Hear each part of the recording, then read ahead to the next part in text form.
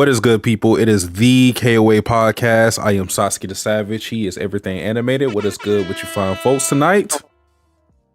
Doing good, everybody. Doing good. Man, it's been an eventful week here over for America, I guess. But I will say, today marks the 24th anniversary of 9/11. Definitely, it's crazy to think that it's been 24 years since that happened. Because I remember where I was when all that stuff had happened. So definitely, I guess today's considered Patriot Day now. So happy, I guess, Patriot Day, and honoring those that lost their lives that day. So there's that. Just wanted to get that off my chest. Yeah, I mean, I echo the same sentiments with the exception of remembering where I was because I was 4 at the time, so I didn't. I don't know, probably watching cartoons or something. I have no clue. Yeah, I was a freshman in high school. Legit, class stopped and we were all just watching the news as it was happening. Didn't learn a single thing that fucking day, and then we left early after the towers fell. It was a crazy day. So crazy. Yeah. Well, but, in light of that, let's say, can we get on a happier mood? Looking at the news, no. Well, we got something to always make you upset. Now let's get ready for the KOA. It's miracle. I'm never fucking pushing the right one, I guess. No, we're on the ball. First and foremost, Witch Hat Atelier. The anime has been delayed from 2025 to 2026, which, I mean, I don't know why I already thought it was going to air 2026. Yeah, it's not happening next season. It really shouldn't be a surprise to anybody, but that got delayed. Hopefully it comes out good. That is a good series. I have not read it in a minute, but everything that they cover in the anime, I would have read, and everything I read that they're going to cover is really good. Has one of the most unique magic or methods of using magic that I've seen. I won't spoil anything about it, but yeah, it is very interesting. The world itself and the characters are cool. But yeah, we will have to wait till next year to watch the anime for that. One bit of positive news I have for you guys is that Assassination Classroom is to get a new anime film in 2026. And this is supposed to cover a collection of episodes that basically go over some of the stuff that they skipped in the anime due to time constraints. I believe, I may be wrong, but I think Assassination Classroom was 24 episodes, but with both seasons. That sounds right. Yeah. So yeah, there was some stuff that they left out from the manga, and this film is supposed to cover it. So it's not going to be a dedicated sequel or anything like that. It's really just covering some things that it didn't cover before, which, I mean, it's still interesting in and of itself. And since I've never read the manga for myself, I only watch the anime. It will be something that I tune into. So all Assassination Classroom fans, hey, you got something. I never finished it. Really? Yeah, I mean, I know how it ends because internet. But as far as I feel like I watched just the first season, and I never watched the second half or second season or whatever it was called. Mm-hmm. I always wanted to go back and finish it, but I always remember starting it, and then you see Koro Sensei, and he's just dodging everything while they're trying to kill him, and he's teaching him about school and stuff. Yeah, I'd never finished it, but I heard it's fantastic. Yeah, it's a really good series. You should finish it. Yeah, I need to. Now, the final bit of news, the one that really tickled my belly. Nintendo now has a patent on summoning characters and making them battle for you. Woo! Wait a minute, what? They What does that own mean? the rights to a game mechanic in which you summon characters and make them fight for. Basically, this is bullshit. They're saying, we got Pokemon, bitch. If you look like Pokemon, if it feels like Pokemon, you're going to talk to our lawyers. This is bullshit. This is just because Power World kind of like tried to do something and they're like, no, we don't like that. We got to sue them. I feel like they did. Yeah, it is definitely targeted for Power World. But the patent is so broad that it brings into question what are a series like Persona, for example, where you're summoning like these demon creatures, fairy stuff to fight for you. Does that now mean that they're going to be in the crosshairs of Nintendo? Like, is Atlas now going to be having to bow down and kiss the ring of Nintendo, asking for permission for Persona characters to be used because they feel like Pokemon-ish? JoJo's Bizarre Adventure, they do the same thing. Yeah, you could kind of argue that. That's the problem. It's so broad that the net that it casts encompasses so much that has nothing to do with Pokemon. That doesn't feel like Pokemon, doesn't even resemble it in any way, shape, or fashion. It's just a weird thing. And then just like patenting summoning characters is one of the most ridiculous things ever. Like, is now like Elden Ring going to be in trouble? Right. Because you can use summons in Elden Ring. You say a seance to, and this could be for anything, and then raise dead spirits. Hell, Fate. What is that? Summoning fucking fighters for you.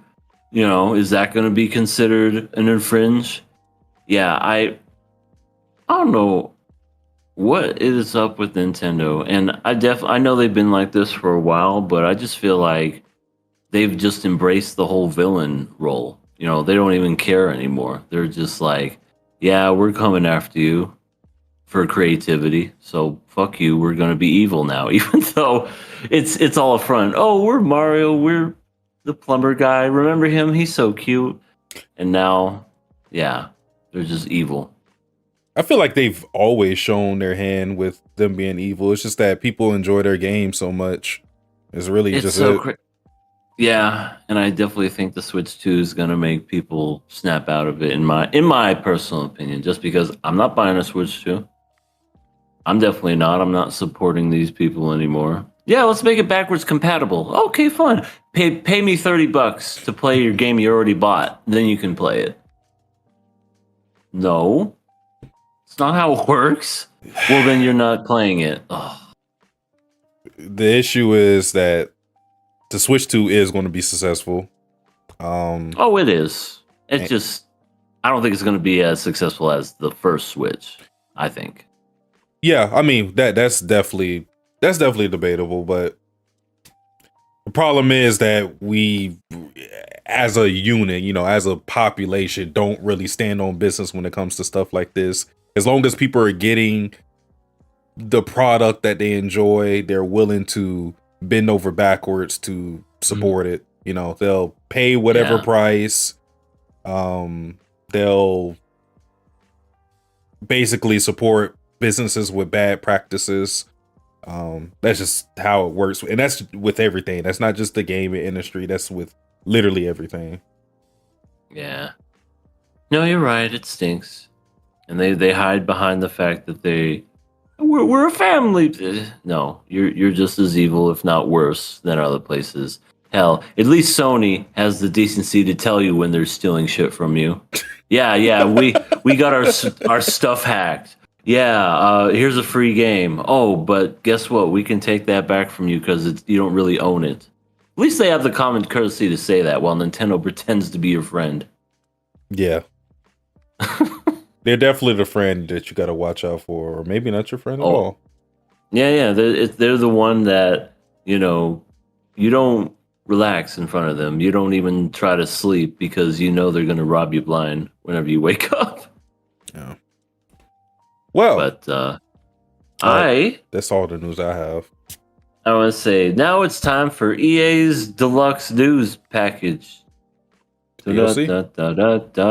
DLC.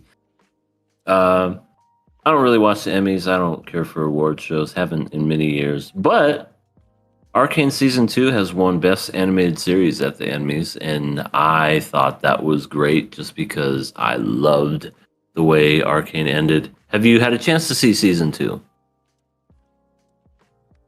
Not yet, huh? But Arcane Season 2 is really, really good, and I definitely think it's worth watching it. If you love the first season, you'll love the second season. I thought it was great. Even though some people said it was mixed, I don't know how. I mean, I liked it. I thought it was pretty good. Okay. Yeah, so there's that. I was happy for them because Riot Studios does some great work and that animation is stellar.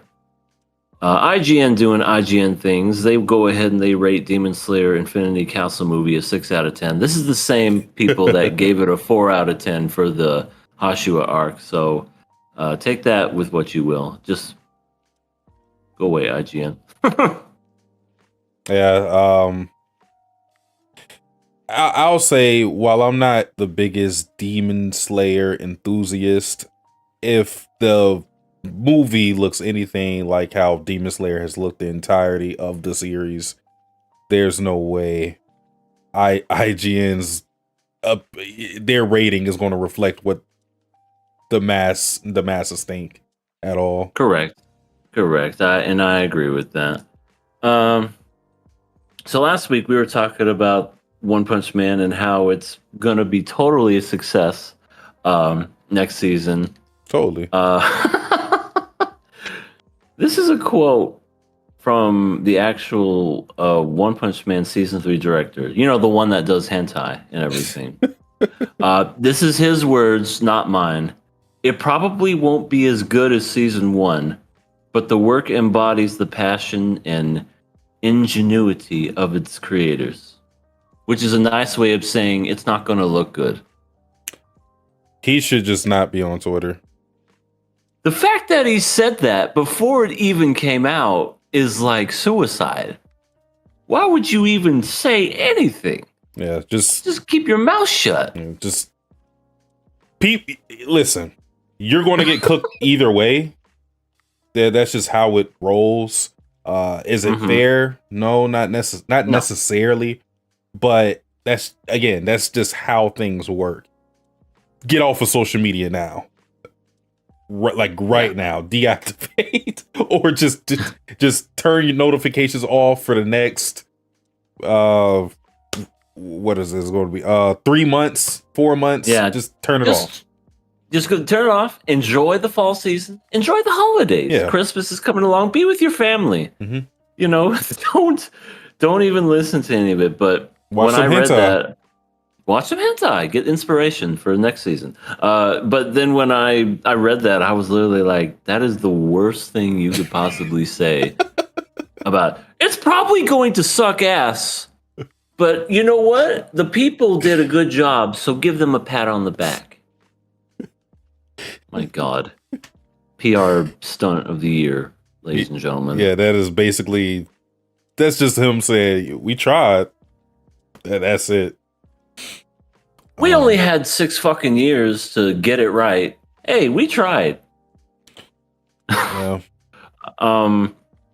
16 years ago, Attack on Titan started as a manga.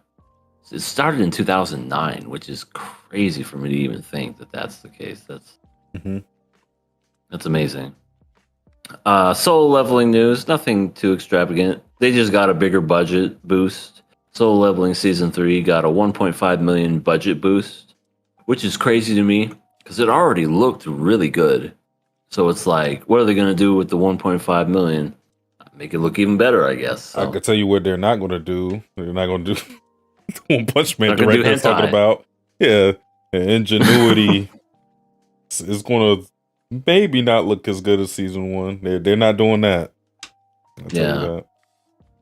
And finally, Chainsaw Man movie Rize Arc is releasing in the theaters in the United States October 24th.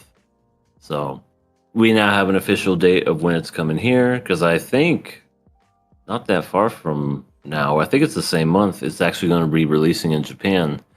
So when it releases in Japan this month, next month, the United States will get it.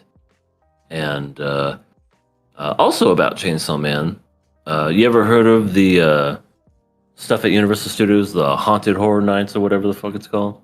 No, I have not. Apparently, Universal Studios turns.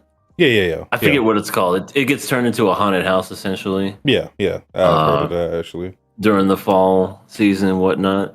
Chainsaw Man has its very own. It's not really a haunted house, but it's an animation. Like you go there, you watch it, and it's all like it's not even like American dubbed. It's full on Japanese dub with the subtitles and everything, and it's some weird thing that happens over there. So that's going on right now. If you're a fan of Chainsaw Man, it's like a Halloween themed original animation, which not gonna lie, it looks kind of weird.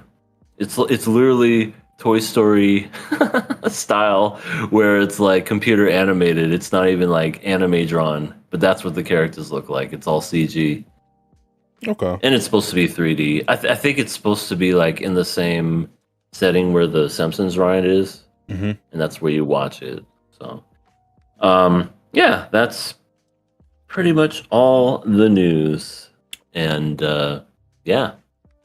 Take it away, Satsuki. Well, before we go any further, the Cripple Storm in the chat says, by the way, guys, I have a patent on killing and passing anime on a podcast. Oh, damn it. Yeah, we can't afford to get sued, so we're gonna have to kill you. That's the only options we have. I don't think ingenuity is the word I want to hear. It also, is. Hello, I am the BB. Roses are red, violets are blue. Today's stream should start with a better mood. Yeah, what can you do? Yeah, what can you do? We're gonna go with a better. Yep, that's the world, unfortunately. But we're gonna do it with a better mood. Yes, David Plunger, especially the butt plunger. We're gonna go ahead, Sasuke. We're gonna talk about My Dress Up Darling, Season 2, Episode 10. And yes. Boy, do we have a rhino pill for... I mean, do we have a show for you that does include rhino pills? Hopefully. Hopefully, maybe. I don't know, maybe it does. That wouldn't be bad, actually. So, we last left off on, Maureen was just so taken aback, just like... All right, Gojo, we're gonna go back home because the trains are what they are, and what the fuck, Rhino Pill? What are you looking at? I don't plan to sleep at all tonight. God, no.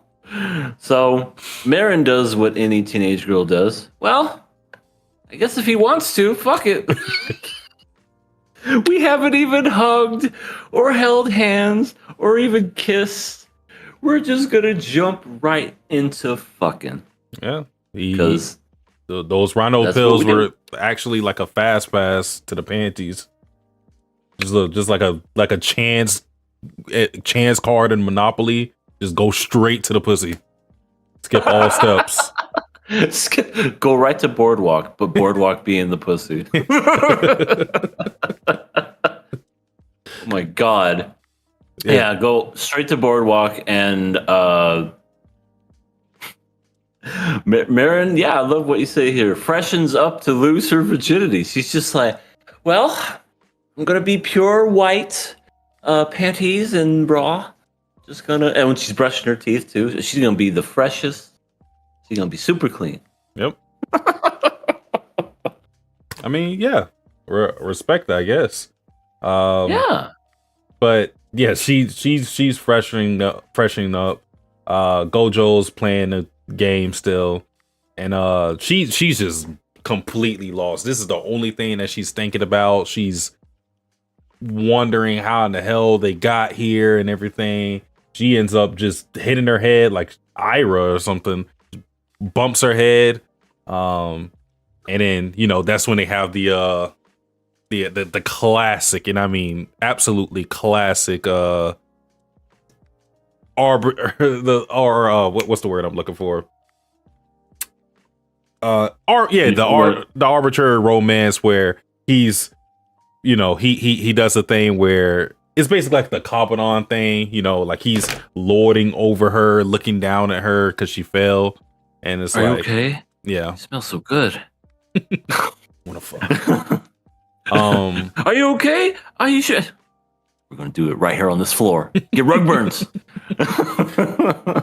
Yes, and yeah, she's super flustered, and she just like, nah, I want to eat first, and he's like, oh, okay, and they eat noodles, and she talks to Gojo about her dad and how he would try to sneak noodles at night, and she would get mad at him because the noise the boiling water made, and she would take his noodles and all this stuff, and then she just fucking goes to sleep. It's like she forgot what she was doing. Which, by the way, those noodles could not be a healthy alternative. I don't care if it says 50% off or half the calories. Noodles that late at night, if you're trying to lose weight, can't be good. I don't imagine. Probably not. It's beside the point. But yeah, she does go to. Oh man, that was sure delicious. Good night, Gojo. La la la. Just forgot all about what she was doing, and then slept all the way till like almost noon. It was like 11:30. She's like, man, wait, I slept till 30. He didn't even try to touch me. Yeah, then with Gojo,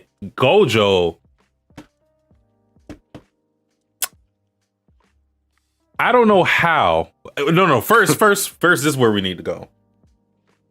Mind you, Shinju is a fan of this coffin game. If people don't remember, Shinju is a middle schooler. Yeah. Why the fuck is Shinju playing this game? Because this game, first, props to my Dress Up Darling, and props to this anime studio for doing what they did with this game, because for the little bit that you got of it, I mean, it's just text on the screen. It's a visual novel, but I thought they did a really good job of telling a story. We've been already talking about the anime within the anime and all this different stuff that they're doing, with different series implemented in their story, and how they're kind of doing a good job of telling a story that doesn't really have anything to do with My Dress Up Darling as a whole. This coffin story, I don't know if people were paying attention, but this shit was very horrific. Yeah, it's messed up. Like at one point, she's like eating her fellow nuns, and you see it in graphic detail and everything. So again, why did Shinju play this? But like, the story of Coffin is basically, there's a girl who gets R-worded by her father. Oh my God. Yeah. And like the mom blames her for it, and she ends up going crazy and deluding herself into thinking that she has a family of nuns with her, but the nuns don't actually exist, and she's actually in a bed, like in a crazy house in the bed, where you see cut marks on her arm because she went insane. And supposedly, you know, because we have that scene of her eating people. Supposedly that's like her mom or her dad, like one of her family members. So what the fuck? I thought this show was about cosplay and stuff. Yeah. As Decrepit Storm says, the summer Hikaru died has some competition. It might be scary. It might be scary. It's scary. Oh my god. Yeah, that game alone, from the minutes, seconds, whatever we got from it, a lot more fucked up and scary than what we got in the 9 episodes of the summer Hikaru died. It's crazy, but yeah, I agree. They are doing a fantastic job with that because, yeah, you know, in the manga it was just kind of there, and you're just having to use your imagination of how scary it is. But no, they got the sound design, they got the video game aesthetic in the way that it looked. They did a very good job on how it would have been received, and yeah, I don't think Goju even needed that monster drink. Oh, he just needed to play that game. He was never going to sleep. Yeah. You know what's funny about My Dress a Darling? If they did, if they had an episode where Mari wanted to cosplay as Fubuki from One Punch Man, I guarantee the anime within the anime of One Punch Man, and My Dress a Darling would look better than the actual season 3. Yeah, you're not lying. Cloverworks would do it justice, and like it would probably be like a nod. They'd be like, okay, the hentai director said the season's gonna suck ass. We're gonna make it even better than what he said. Okay. And then, yeah, she's cosplaying as Fubuki, and then you'll just see, yeah, remember this cool part? And it just looks so fucking good. And you're just like, why couldn't that have been it? In just like the 2 seconds that you clip that you see. Yeah. Oh, man. Unfortunate indeed. But to answer your question about why Shinju is playing a game like this, I don't know, Satsuki. I mean, you never had your parents play games with you that were fucked up while you were young. They never bought you any games and were like, oh, this looks like an innocent looking game. See, here's the thing. You played it. Like stuff like GTA, and I know those are adult content games, all types of stuff, drugs, like sex, everybody violence. I knew played that game. Yeah, when I was young. But I don't know, like these types of games, I don't know how the hell. I don't know how the hell you end up playing something like this. I guess, you know, as a middle schooler, being like super curious about stuff and whatnot. But this game, it'd have been too much for me now. Let alone, you know, as a middle schooler. Her dad really loves her. Because we're a family, because we're a family, because we're a family, because we're a family. Oh, so bad.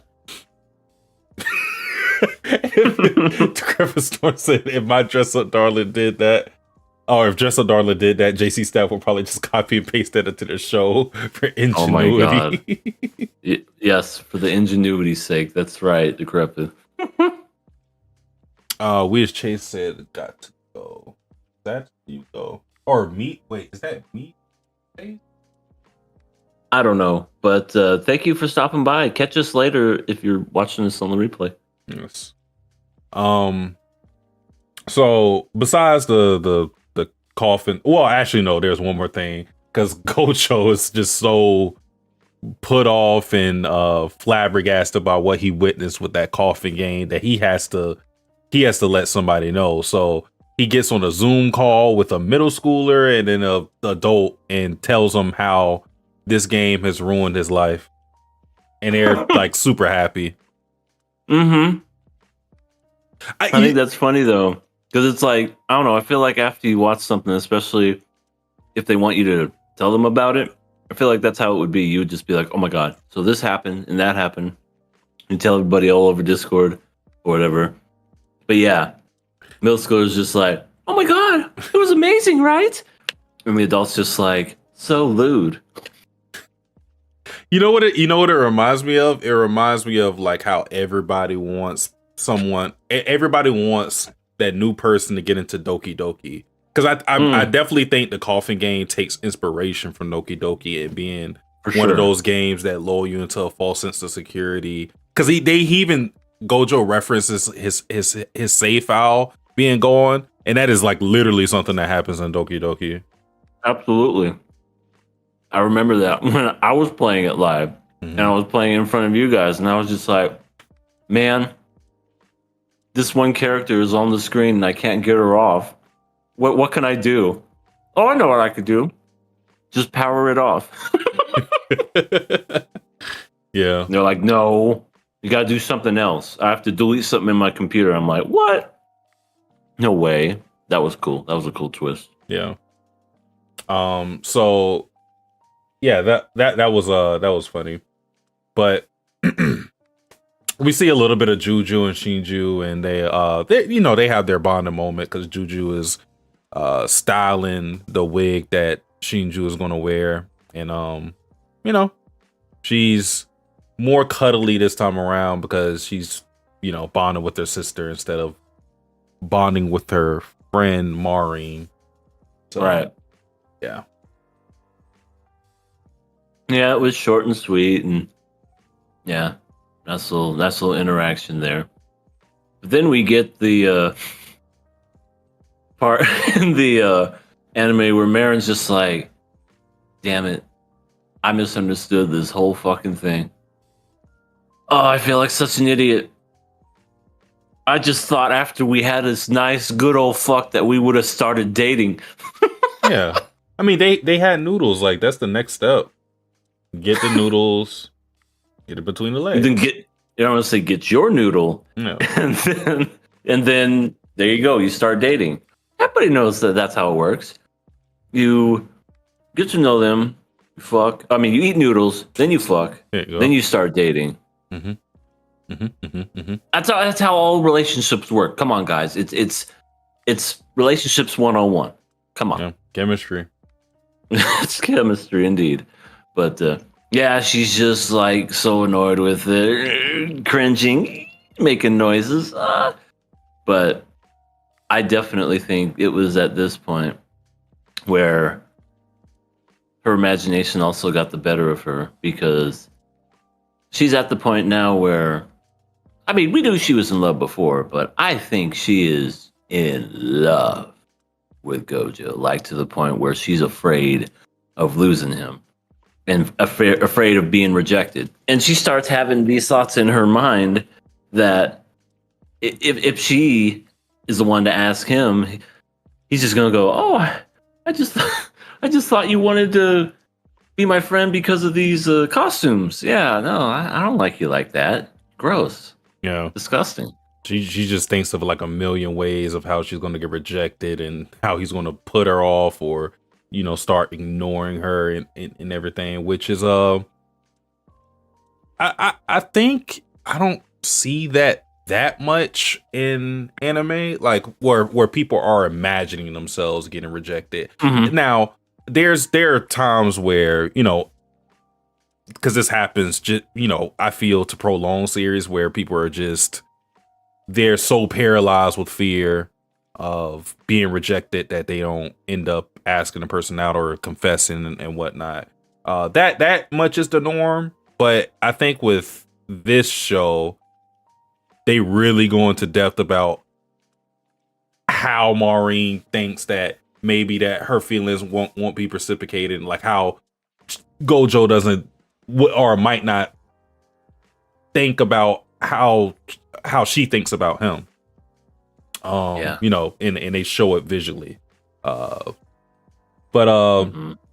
She just carries that whole fear throughout the rest of the episode. But at the same time, while she has that fear, she's still trying to make steps for them to be together or for them to get closer, because she ends up hanging out over his house again. They eat fish and fried fish. And then she ends up asking Gojo to walk to the station walk her to the station. And they have their little moment, and it seems like maybe Maureen was going to try to confess, but she doesn't end up doing it. She just asks, can she go over there tomorrow? And Gojo, being oblivious as he is, he's like, sure. He doesn't really feel the mood or anything. I just think it's funny how she's been there multiple times in the past, and this is the only time she ever asked. Mm-hmm. I mean, obviously, she wasn't going to ask that, but it led into that. But, she was trying to say it, but then probably those thoughts popped into her mind again, where we have just random dude with Gojo that's going like, hurry up, man, let's go. Did you see that part? Yeah. Where she's like thinking of all these worst possibilities, and then random guys just like, come on, let's go. I'm like, who is that guy?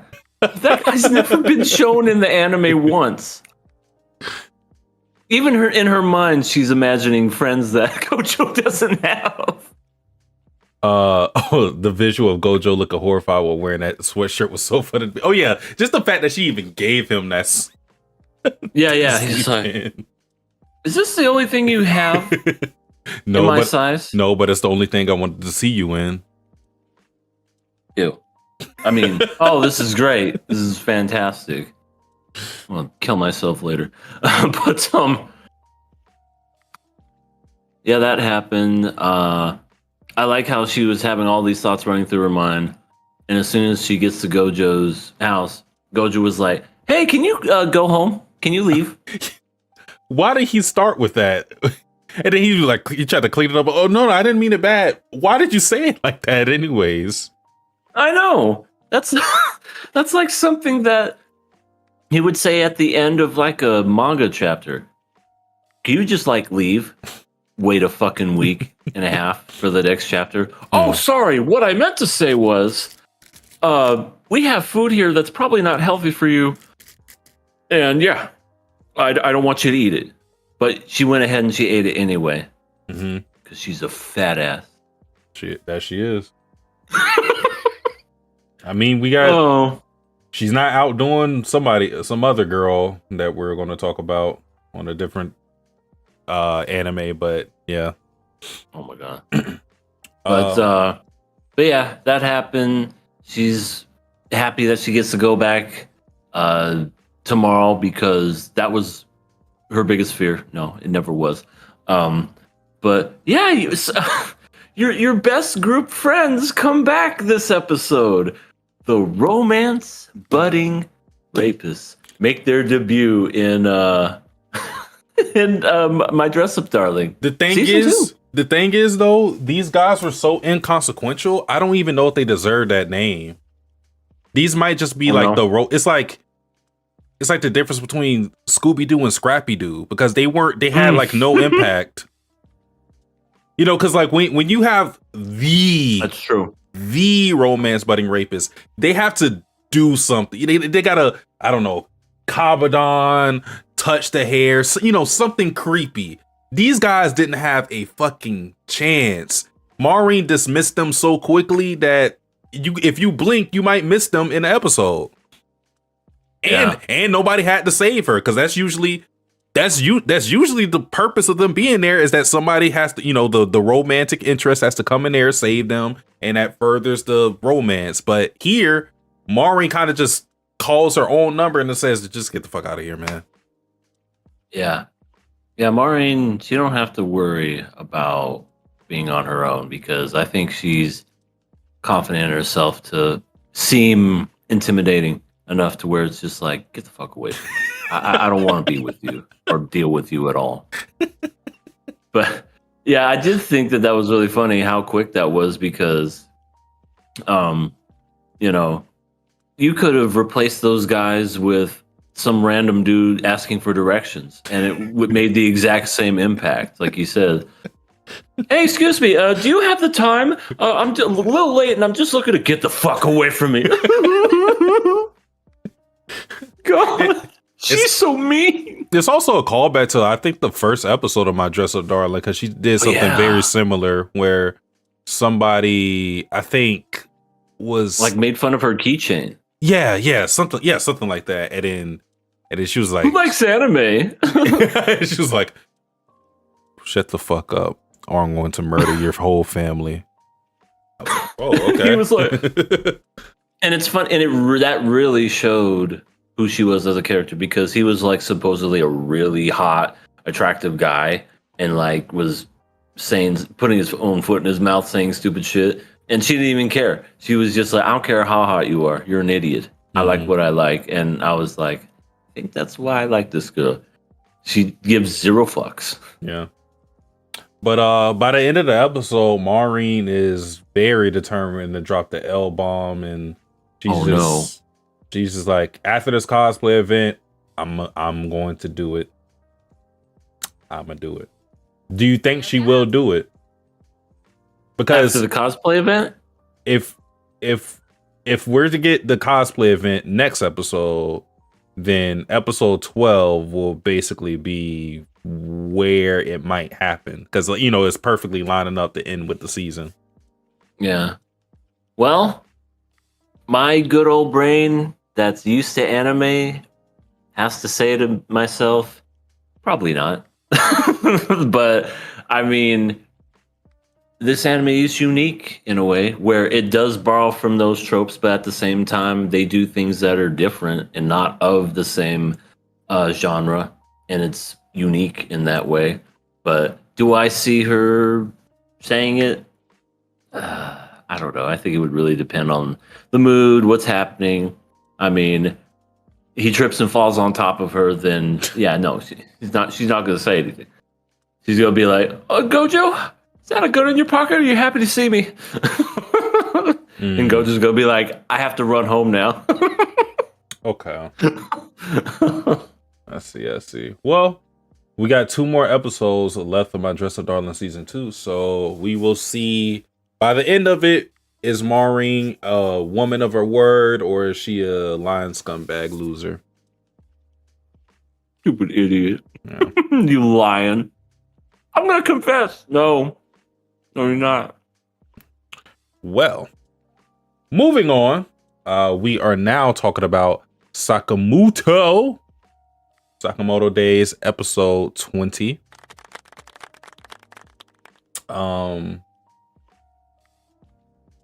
We basically got the battle of the Sakamoto fans, but we also saw like the difference between fandom, and one being infatuation / admiration versus respect. Yeah, that was pretty much the name of the game this episode. I feel like that took out a good majority of this episode. Crazy psycho fangirl.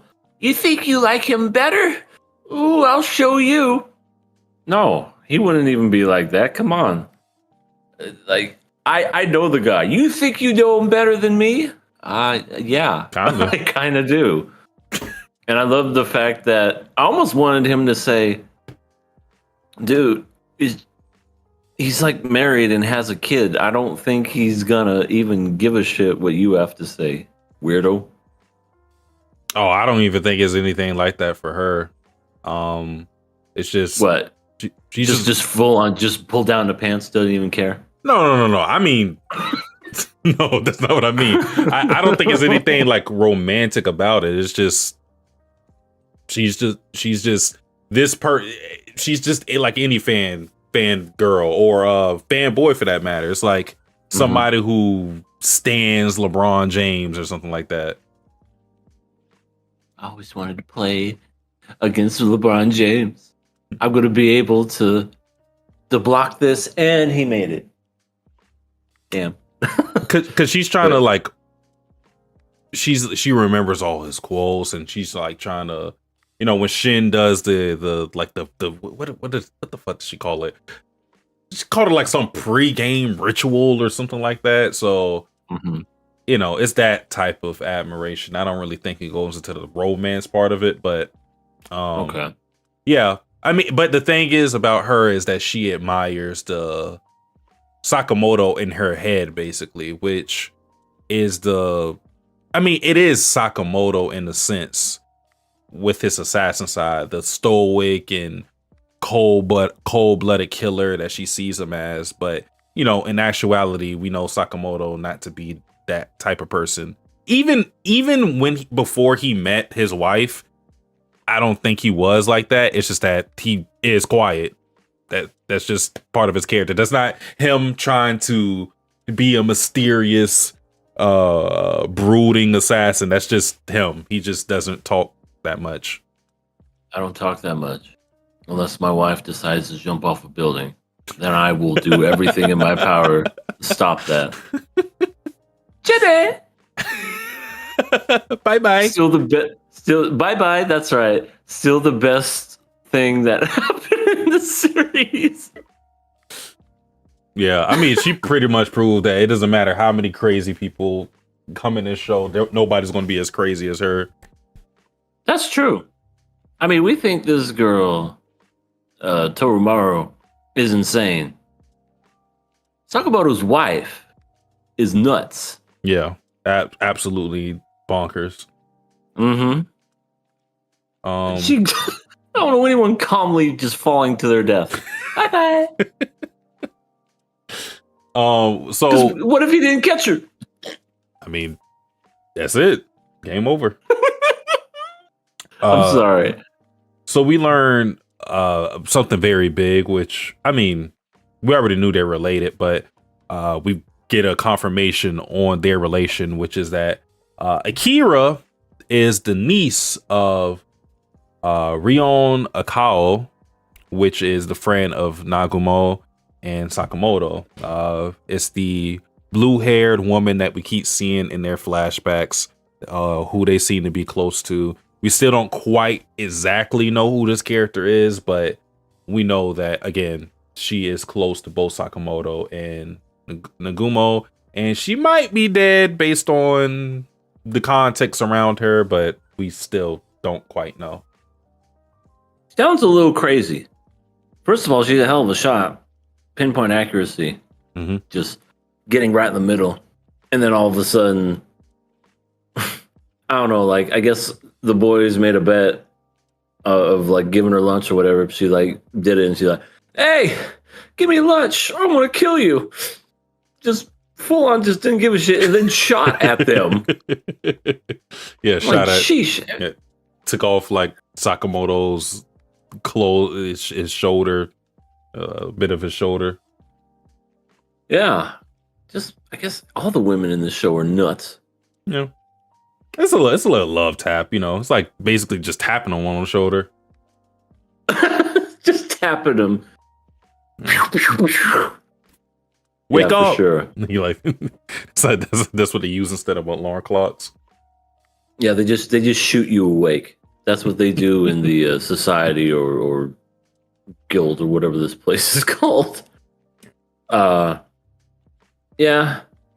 It seemed like for a minute there, Tomomaru and Shin were going to be friends because of just how they kind of fawned over Sakamoto for a bit. Oh, you like him too? Yeah, but I don't like him as much as you do. Yeah. What, you think you're better than me? Did I just say that? No, I didn't. That's it. We're going to be enemies and fight. Yeah, because again, Torumaru's whole thing is that she respects the assassin that she thinks Sakamoto is. She thinks Sakamoto is cold-blooded, heartless, and just like the super cool guy. And Shin's like, no, that's gonna be further from who he actually is as a person. And it's kind of a loser. I guess he's kind of broke. He's kind of broke and eats ramen noodles all the time. And if you were to see him now, how fat he is, you'd probably cry. She might actually, because I mean, she probably still thinks Sakamoto is like that. So there's got to be see him now. There's got to be something where she meets Sakamoto. There's just no way, especially with them both taking the same exam. Probably the next episode.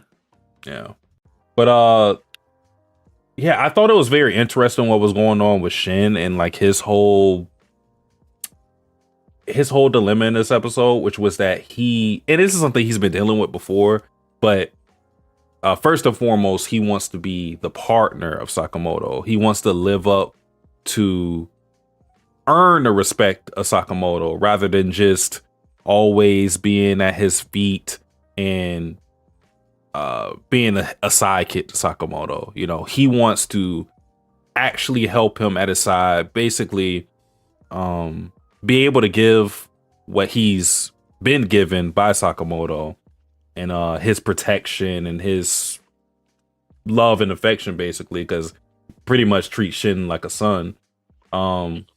So there's that. And then also he wants to get out of Sakamoto's shadow in his fighting style, because at one point in the fight he was thinking about how would Sakamoto deal with Toramaru, but then he retracts that and goes about it his own way, using his psychic abilities to eventually just knock her off down a waterfall, almost killing her.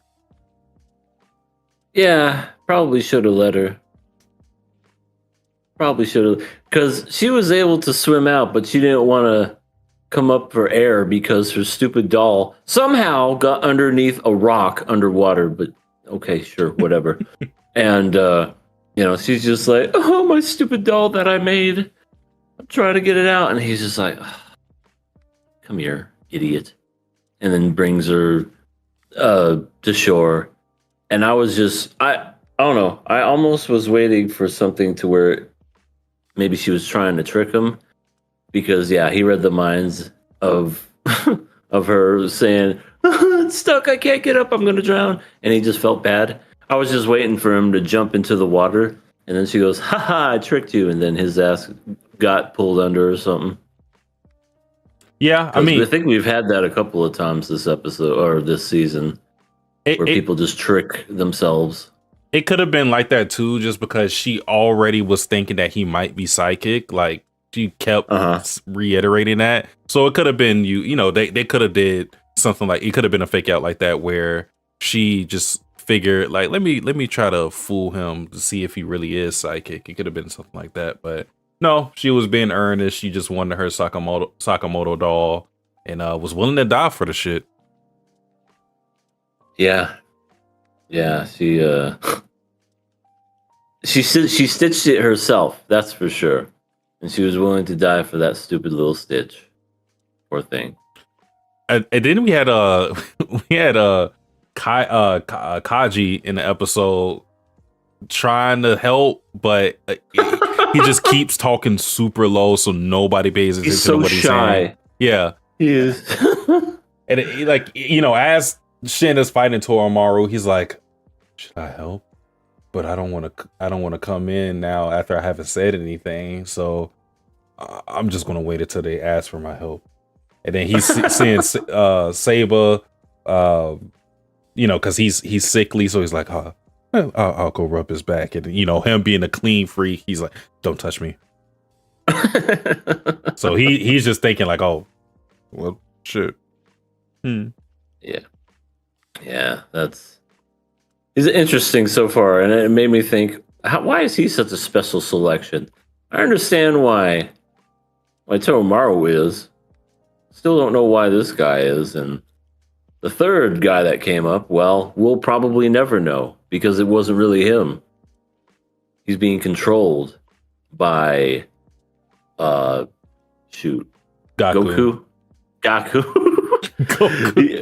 Sorry. Goku really went to shit after Akira Toriyama passed. But, this is what happened. This is what happens when you let your kids game. See, this is what would happen if Roshi, gave him a controller instead of a goddamn plow. Mm-hmm. He would have turned into this guy. Things were much more different back then, Sasuke. Much more different. But Gaku is. Well, I guess this whole thing they're trying to do is, they're trying to recruit a new league of people to their cause or whatever. Don't know how they're going to manage to do that by just killing a bunch of random people, but okay. I mean, all right. That's one way to do it, I suppose. Well, I think he's basically screening them and filtering them for, how it basically, if they can't beat him when he's If they can't survive a bullet wound. well, I mean, because he kills the teachers, and the teachers are the teachers. They they don't give a fuck about the teachers. But like with the other students, it's kind of like because he did toss Toramaru, but it's kind of like if you can't beat me while I'm controlling this guy, because although Gaku is still strong using this guy, it's still not Gaku. It's not his body, and he's already said there is a lag in between his movements and when Shinya moves. So like he can't really fight the way he would normally fight. So if they can't beat him using a VR controlled random guy, then they probably shouldn't be in this organization. So I think he's just screening these people for who has the right stuff to be assimilated into their group. I suppose so. I just thought it was an interesting way to to kind of go about it. Because what would happen after they find their person? Congratulations, you passed the test. This person was nothing but a dummy. He wasn't even really that person. And once that person gets consciousness back, he's going to be like, ow, why is every bone in my body broken? Well, this guy's probably dead. I don't know. They're or a robot. I don't even understand how they're really used. You know what's funny? Look at. Mind you, I didn't even remember this plot point. I didn't even remember this whole remote control thing. Look at how the description I gave for this character, Shinaya. All right, hold on. Shinaya. Nintendo Mii looking guy with snow goggles. So he is literally a Nintendo Mii character. He's a fucking avatar. Boop, boop, boop, boop, boop, boop, boop. Yeah. Yeah, that's literally what he is. That's funny though. But yeah, he probably is dead then. I don't know if it's one of those things where if they lift the goggles up, would he just all of a sudden be snapped back to normal? What the hell's going on? That's why I called him Nintendo Mii, because they did show his eyes, and it just looks like a slot almost. Oh my god. Yeah. That's why I called him Nintendo Mii guy. Okay. Yeah, he's definitely he doesn't say anything, obviously, because he's being controlled. Mm-hmm. But yeah. Seems like that's setting up for the next episode of everybody's gonna get involved to fight Nintendo Mii guy. And Sakamoto didn't really do anything other than realize that that girl was related to other blue hair. I know one other blue hair girl in the world. She looks just like her. Oh, that's your aunt? Nice to meet you. Yeah, that's great. Hey, let's bake some fish. Yeah. And let's cook, because camping is fantastic. Aren't we in the middle of an exam? I mean, I guess at this point the exam is over, which I guess this happens. I don't even know why shonen bother to have exams. I don't know. You could probably count on your hands how many successful exams ever happen in a battle shonen series. Every single time there's a exam. Every time. There's some big interruption with a big bad villain, and they just shit all over it. Maybe they continue it later. Maybe they still like go through with giving people promotions based on what they did in the battle. But this interruption thing happens almost every single time. Yeah. I was thinking the same thing. Like there's not a single one that I can recollect. I mean, even in Magic and Muscle, they do that fucking shit where they do tests and there's a fucking villain that shows up towards the end. Dragon Ball, even with the World Fighting Tournaments, something always happens at the goddamn tournaments. Harry Potter, they're in fucking school and there's an evil person there every time. I'm trying to think. It happened one time with that wasn't an exam. I was going to say My Hero with the festival, but that wasn't an exam technically. Yeah, it was a Hell, I even feel like Kind of in tournament. some of the exams and special whatevers, the fucking stuff and then monsters came and whatever. No, it definitely happened in My Hero because of the forest arc. Because that's Yeah. when Mustard and the other villains came in there, and yeah. But yeah, it happens almost tuning exams. Orochimaru crashes the party there. Yu Yu Hakusho. Technically not an exam, more of a tournament, but same type of feel. You know, Toguro basically fucks up that whole thing. Happens time and time again. You're just less likely to get a successful tournament / exam than it being interrupted.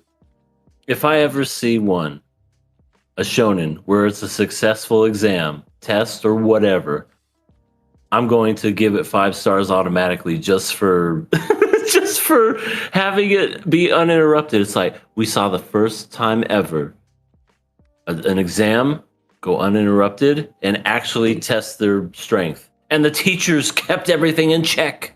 Holy shit. Yeah. Never happens, but that's just the whole shonen genre. Technically, it did happen in Hunter x Hunter. It did go through successfully in Hunter x Hunter. Okay. I'll take your word for it. Even that's a little debatable just because of how the exam ended, but it was... Yeah, oh, wait. I think it was valid. Well, it's not really a shonen, but Freerun was a bunch of tests, and that was successful. Hey. I mean... But it's not technically a shonen. It's a fantasy. But that was a full-on exam that went out without any flaws, or like it was a full-on finish to end, beginning to end, finish test and exam. Yeah, you could definitely say that. So there you go. That's one that I can recall off the top of my head. Yeah. But Toromaru and we got Saba as an ally. Many episodes or a couple episodes ago. But now we got Toromaru seemingly as an ally for Sheen because she repays the favor of him saving her life with saving him when he's about to get absolutely destroyed by Shinaya. So now we're gonna have Shin, Toromaru, Saba, and the rest of whoever's in the vicinity to fight against Shinaya. And potentially Sakamoto and the rest. My money's on the guy with the bullet in his head. He's gonna come out of nowhere and he's gonna be like, "Your ass is grass." I ain't hear no bell. I ain't hear no bell. I'm gonna fuck you up. No, he probably should stay down. I mean, everybody got fucked up. Even my the God. sniper. He brutal. Yeah, I mean, yeah, but he brutalized that one chick. Oh my God! He just like, yeah, and just tossed her against like a cliffside. Yeah, skipped her along the fucking lake like she was a goddamn skipping stone. Yeah, yeah. She's if she's not dead, she ain't moving. If she's not dead, she's gonna wish she was. Yeah, I know every bone in her body is broken. But that was pretty much it for Sakamoto Days. Yeah, pretty easy going episode. I say that, but it was just like a lot of fighting. Yeah. So we got 2 more episodes of Sakamoto Days, and based on us having 2 more episodes, we're actually not getting to the character that I like. That'll be in season 3. At least I don't think so, unless she shows up at the very end, but I don't think she will. Damn. I miscalculated. I forgot the show was 11 episodes. No worries. But all right. Yeah. That is it for Sakamoto Days. So on to our third show of the night. None other than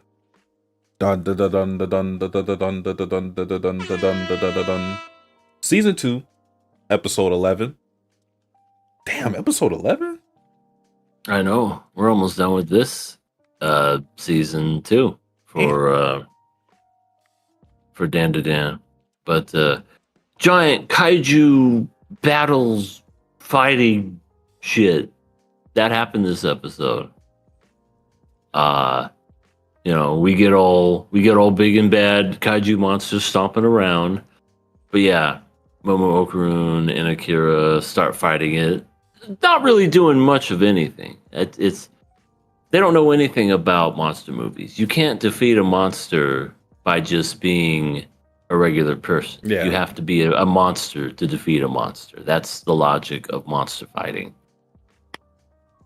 But yeah, I agree. Kaiju has watched some Godzilla movies because of the power up and the stomping around. I feel like it was definitely a huge tribute to kaiju monsters in general, movies in general, and also just like the yell at the sky that he did. I was like, that's Oh, for literally sure. from the fucking Godzilla poster. Absolutely, yeah. It's this is a fun little episode. We finally get the guy's name, the fat ass. That every time he falls down, he farts. Did you notice that? No, I didn't. He fell down. He got tossed around. It was literally just every time. And it even said it in the subtitles. Fart sounds. Because he was on Gigi's back and he was like, gotta get you going, gotta get you out of here. And he's like, oh, don't touch me with your sweat. Drops him, and then when he falls and hits the ground, he goes. My thing is with Quinta. No, it's not just a thing. I don't know what the fuck is wrong with this kid. Gigi's trying to carry him to safety, and we know why Gigi says this, because he doesn't want to transform into Evil Eye. But I feel like the fuck was that flash? And I just whatever. I feel like this is a reasonable request. He goes, "Hey man, can you not sweat on me, bro?" And he gets offended by this and goes like, ugh, what does handsome guy know? And then he's like, here, and then like rubs his cheek on it. I'm like, what is wrong with this guy? Like, this is why nobody wants to save you or associate with you. Yes, because you take your bodily functions and then you sweat on people. Yeah, no one wants to be your friend. Ugh. Yeah, we were giving him grace last episode. I think this episode he was a lot worse, even though he was in it less. That's so crazy to me. Because the things that he did that were less were worse. Yeah, he rubbed his cheek onto Gigi, and Gigi actually like overpowered him the first time and was just like, you almost made me lose control. And what does old fat ass do? He takes his fucking jowls and just goes and then throws his sweat on top of him. Like, what the fuck did he do that for? And then yeah, he changes, and then he all of a sudden was like apologetic. Oh, I'm sorry, I didn't know you were the same as Takamura. Yeah, I'm sorry. I'm so sorry. Please don't kill me. In that moment, I was rooting for Evil Eye to do the right thing. Do the right thing. Yeah. Take old fat ass's head. Oh my god. And snap it in half and twist it off. But unfortunately, we didn't get that.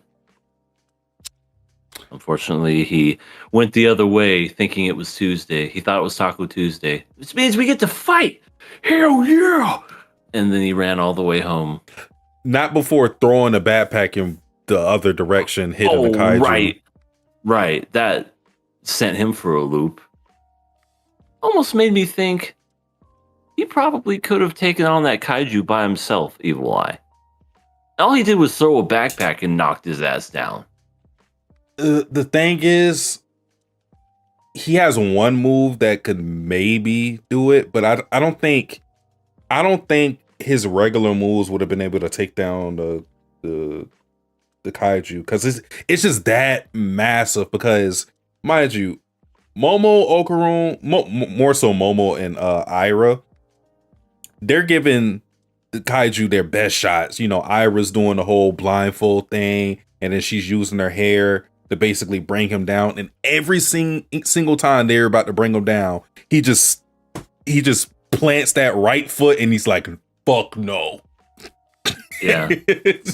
Like he was tanking everything. So now I do think the house move that he has could probably like bring kaiju down, but it's debatable on whether or not that's going to actually kill him, because as many times as they knocked him down, it didn't really do anything. Yeah, that's true. I feel like there was a couple of times where he actually was down, and then when they went to try to go in for the kill, the camouflage technique went into effect. Yeah, you know, because he just was like disappeared. Yeah, that's a deadly and dangerous attack. That's for sure. Especially when you can't. Like, where the fuck did this giant 50-foot monster go? Oh, it's just right in front of you. Just look at the imprints on the ground. Yeah. Jesus. Yeah. Freaking Ira's transform form. She becomes real arrogant, calling herself the leader and shit. I'm like, this is why we hate her. I don't mind Ira. Okay, you don't mind Ira. I despise her. But yeah, and I also know she calls people by their first name whenever she's in that form too. She calls Okarun Takakura. She called Gigi his first name and was telling him to get old fuzzy lumpkins out of there. And yeah, interesting. It's just a little something that I noticed. And then she calls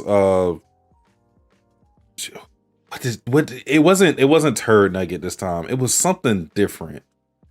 I think Nugget was still in the name. It was like Vomit Turd Nugget or something. Something, yeah. And Momo just kept calling her a skank just the whole time. Yeah. You're not the leader of me, skank. Yeah, I don't know what Ira's obsession was with being called the leader, but well, because remember, she's the main character in her own anime.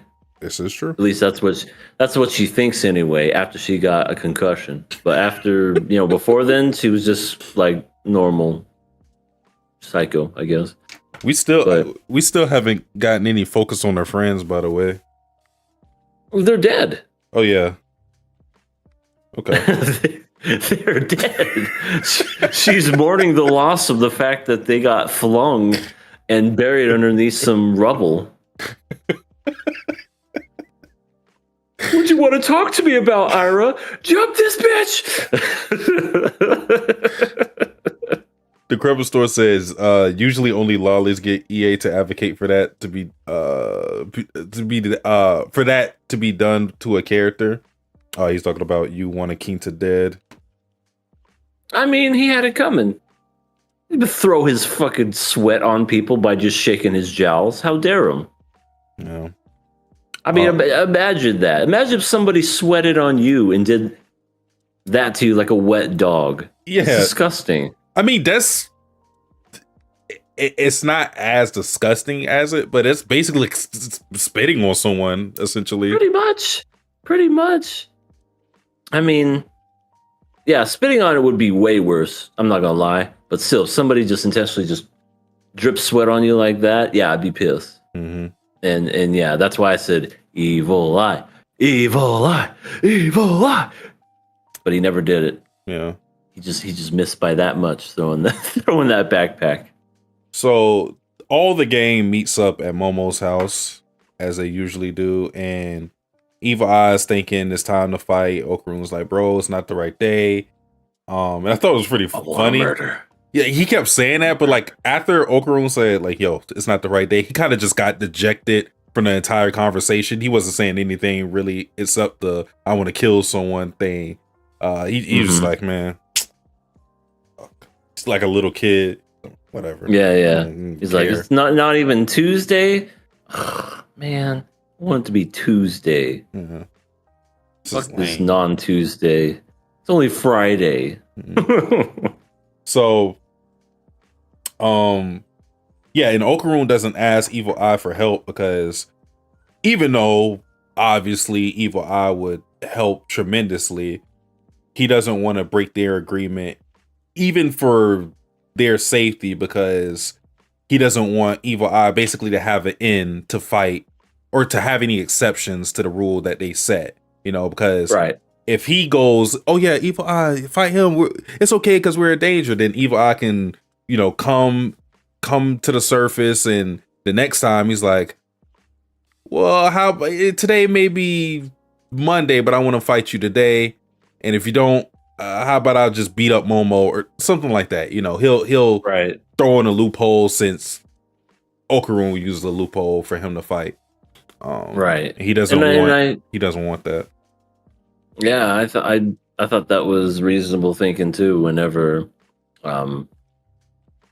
because I was thinking, yeah, why don't you have him fight? But then when he brought that logic into it, I was like, yeah, you're right. Evil Eye, I could see Evil Eye just pulling the strings and going, well, since I helped you that one day, let's fight now. Mm-hmm. I held my end of the bargain. Now you got to do yours. Yeah. So I could see that.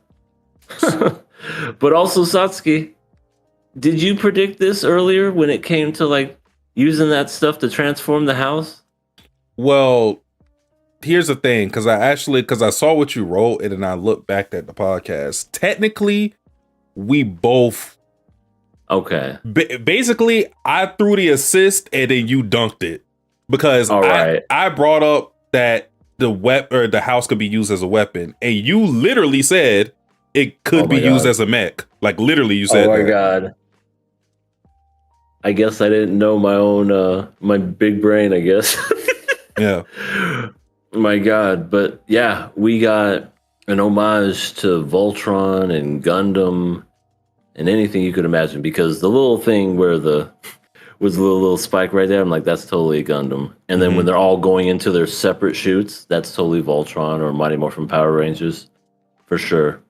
That's I like that little nod to those shows. But yeah, so they took the blocks, and Okarun had the brilliant idea of, let's turn this into something where we could fight the monster. And as soon as he was like putting the pieces together, I went, oh shit, we're gonna get this epic battle of monsters fighting. Oh, this is gonna be great.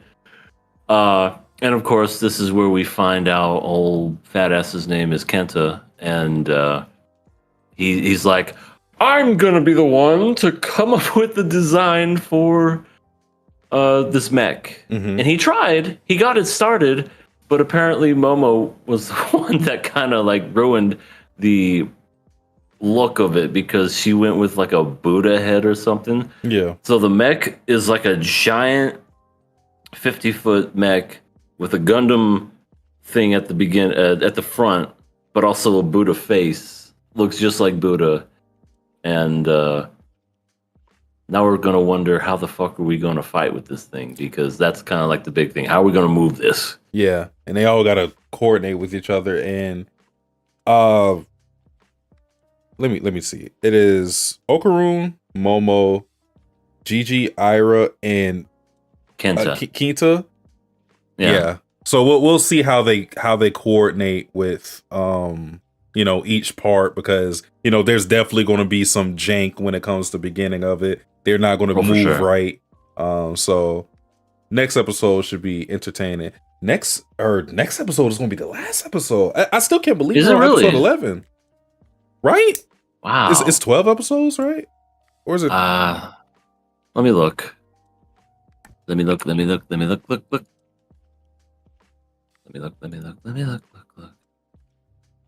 Holy shit, 12 episodes. Yeah, it's so next week. Next week it ends.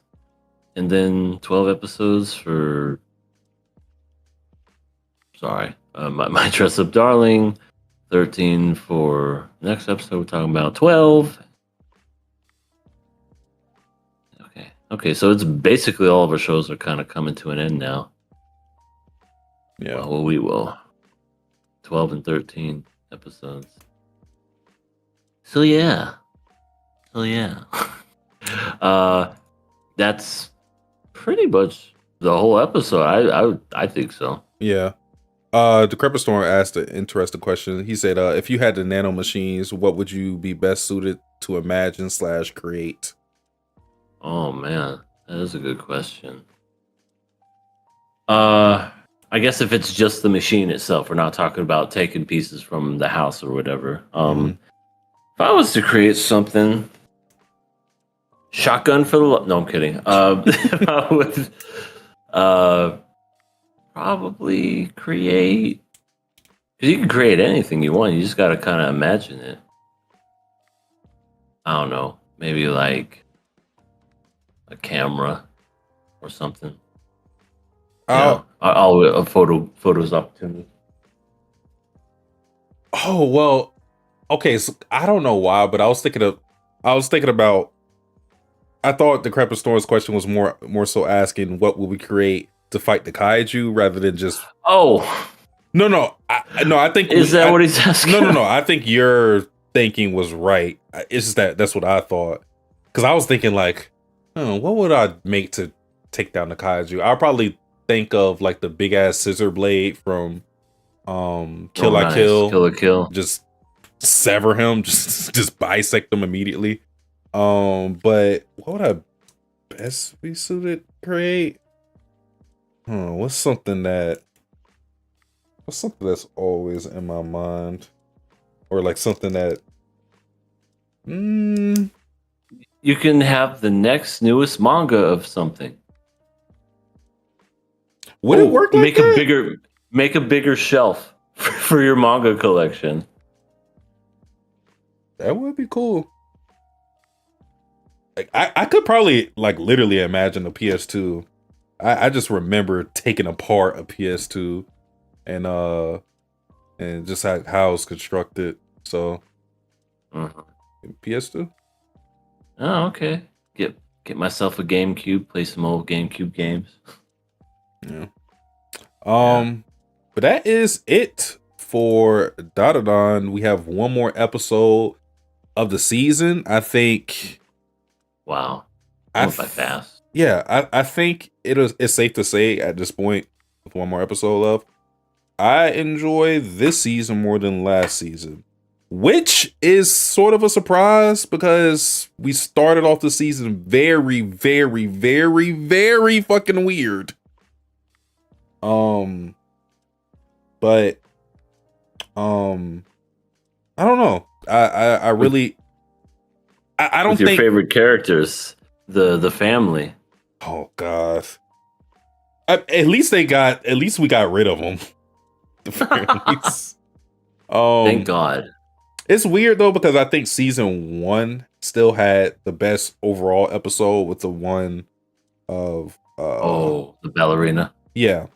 But that was a good episode. I think this season has just been not a lot stronger, but a little stronger than season 1 for me.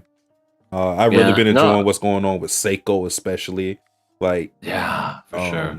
She's become a character that I really enjoy because I didn't really care about her too much before in season 1, but I think she did her thing. She went from being an actual pretty good character instead of just being a hot granny. Yeah. For sure. And Gigi's coming to his own too. Oh, for sure. For sure. Yeah. And I like this whole plot with Evil Eye as well. So. Yeah. But hey, now we get a new character, old Farty Pants, Kenta. I'm telling you. One step forward, 2 steps back. I'm telling. Look at the part where he's falling in the mech, going to his thing. He's hitting off the walls. He's going, just hitting it. I'm like, you're shitting me. No, he's shitting himself. Okay, let's watch it live. Hold on. Okay, let's watch it live. Let me see. You're not going to be able to hear it, but let me see. You said when he lands? It's when they're doing the... Okay, well, the first time I heard it was when he was on his back and then he fell off and he farted. But whenever they were going to their separate chambers and he was bouncing off the walls, it was a fart. Okay, I'm about to listen to it now. Oh, he was. It was like this. Hold on.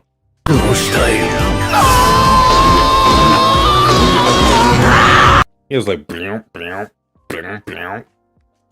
Let me see when he lands.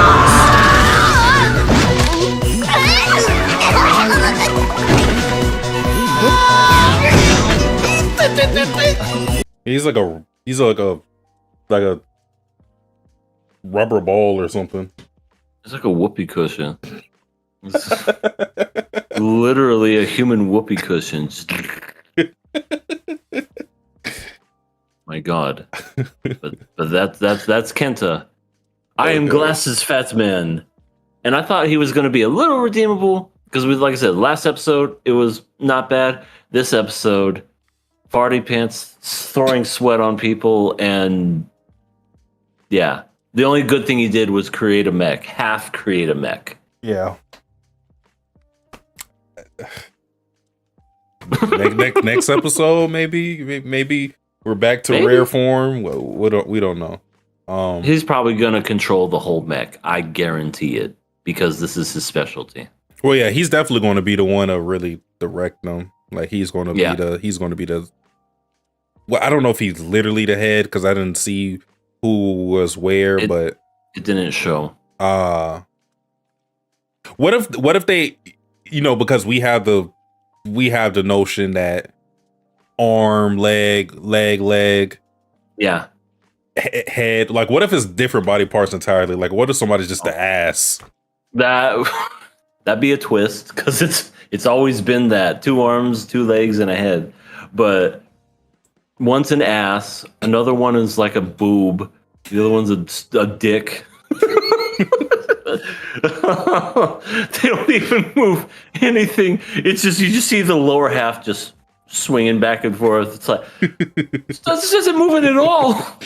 It'd be interesting if they did that. But Ira's the leader. Not this time. Not this time. You don't know anything. She'll say that too. But moving on to our next show, we are talking about Hikaru Hana, episode 10. So, this episode, we find out, or we basically have our little study date with the Chidori boys and the Kikyo girls, and Kaoru is pretty shameless. She's just flirting with Rentaro. She's doing a whole, oh, what do you think I should get? Getting him to kind of like lean over and get closer to her, and he's like, I think the chicken nuggets, the chicken tenders are fine. Yeah.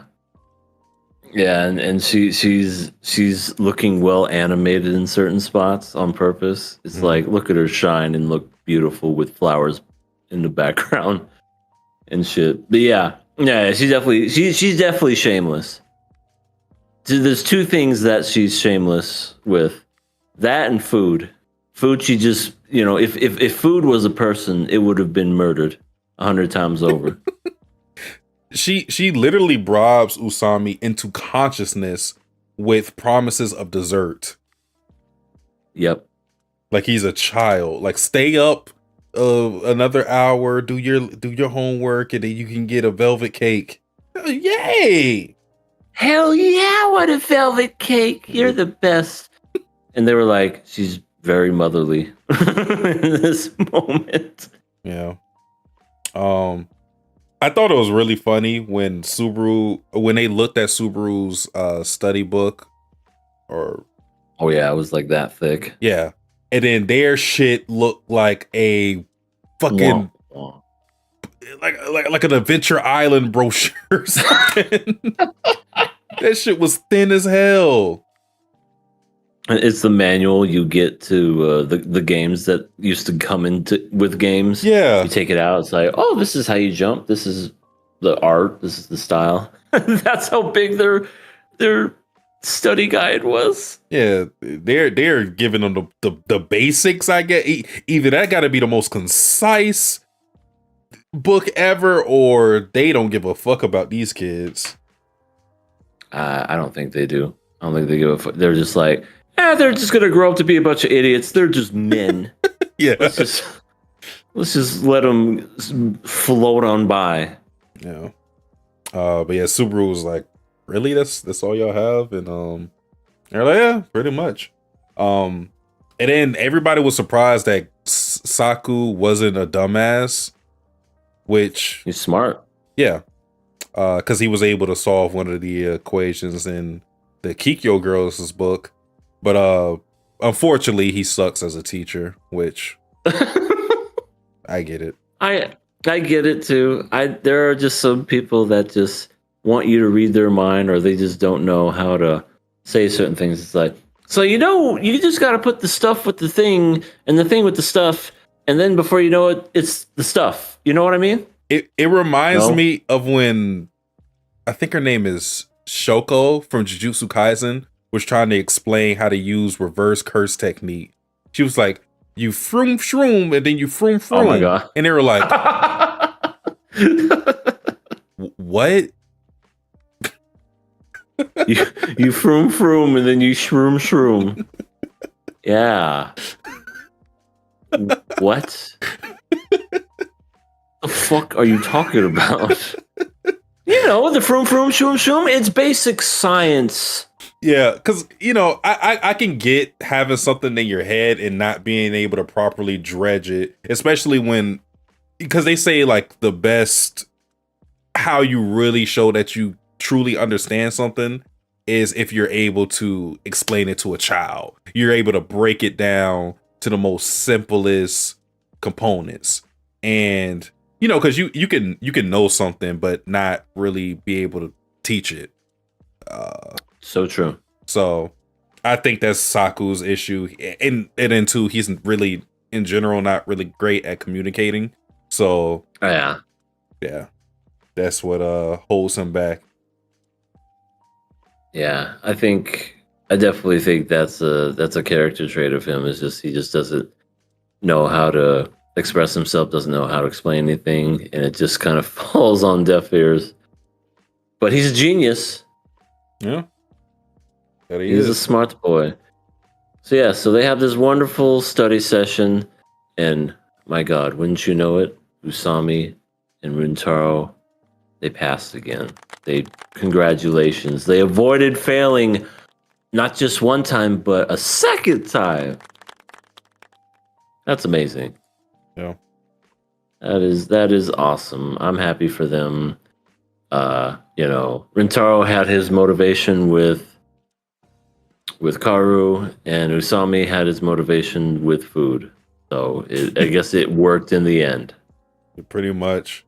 And I just love how they all. It is like you would think they just became president or something. The way they get celebrated for not failing, like now, mind you, not getting good grades, just not failing.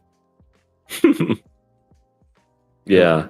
They always celebrate. And then those two guys that failed the last time, they're like, "We thought you were gonna be with us. Why you let us fall behind?" he said like, we made a promise to take remedial classes until graduation. I'm like, why the hell would I promise you that?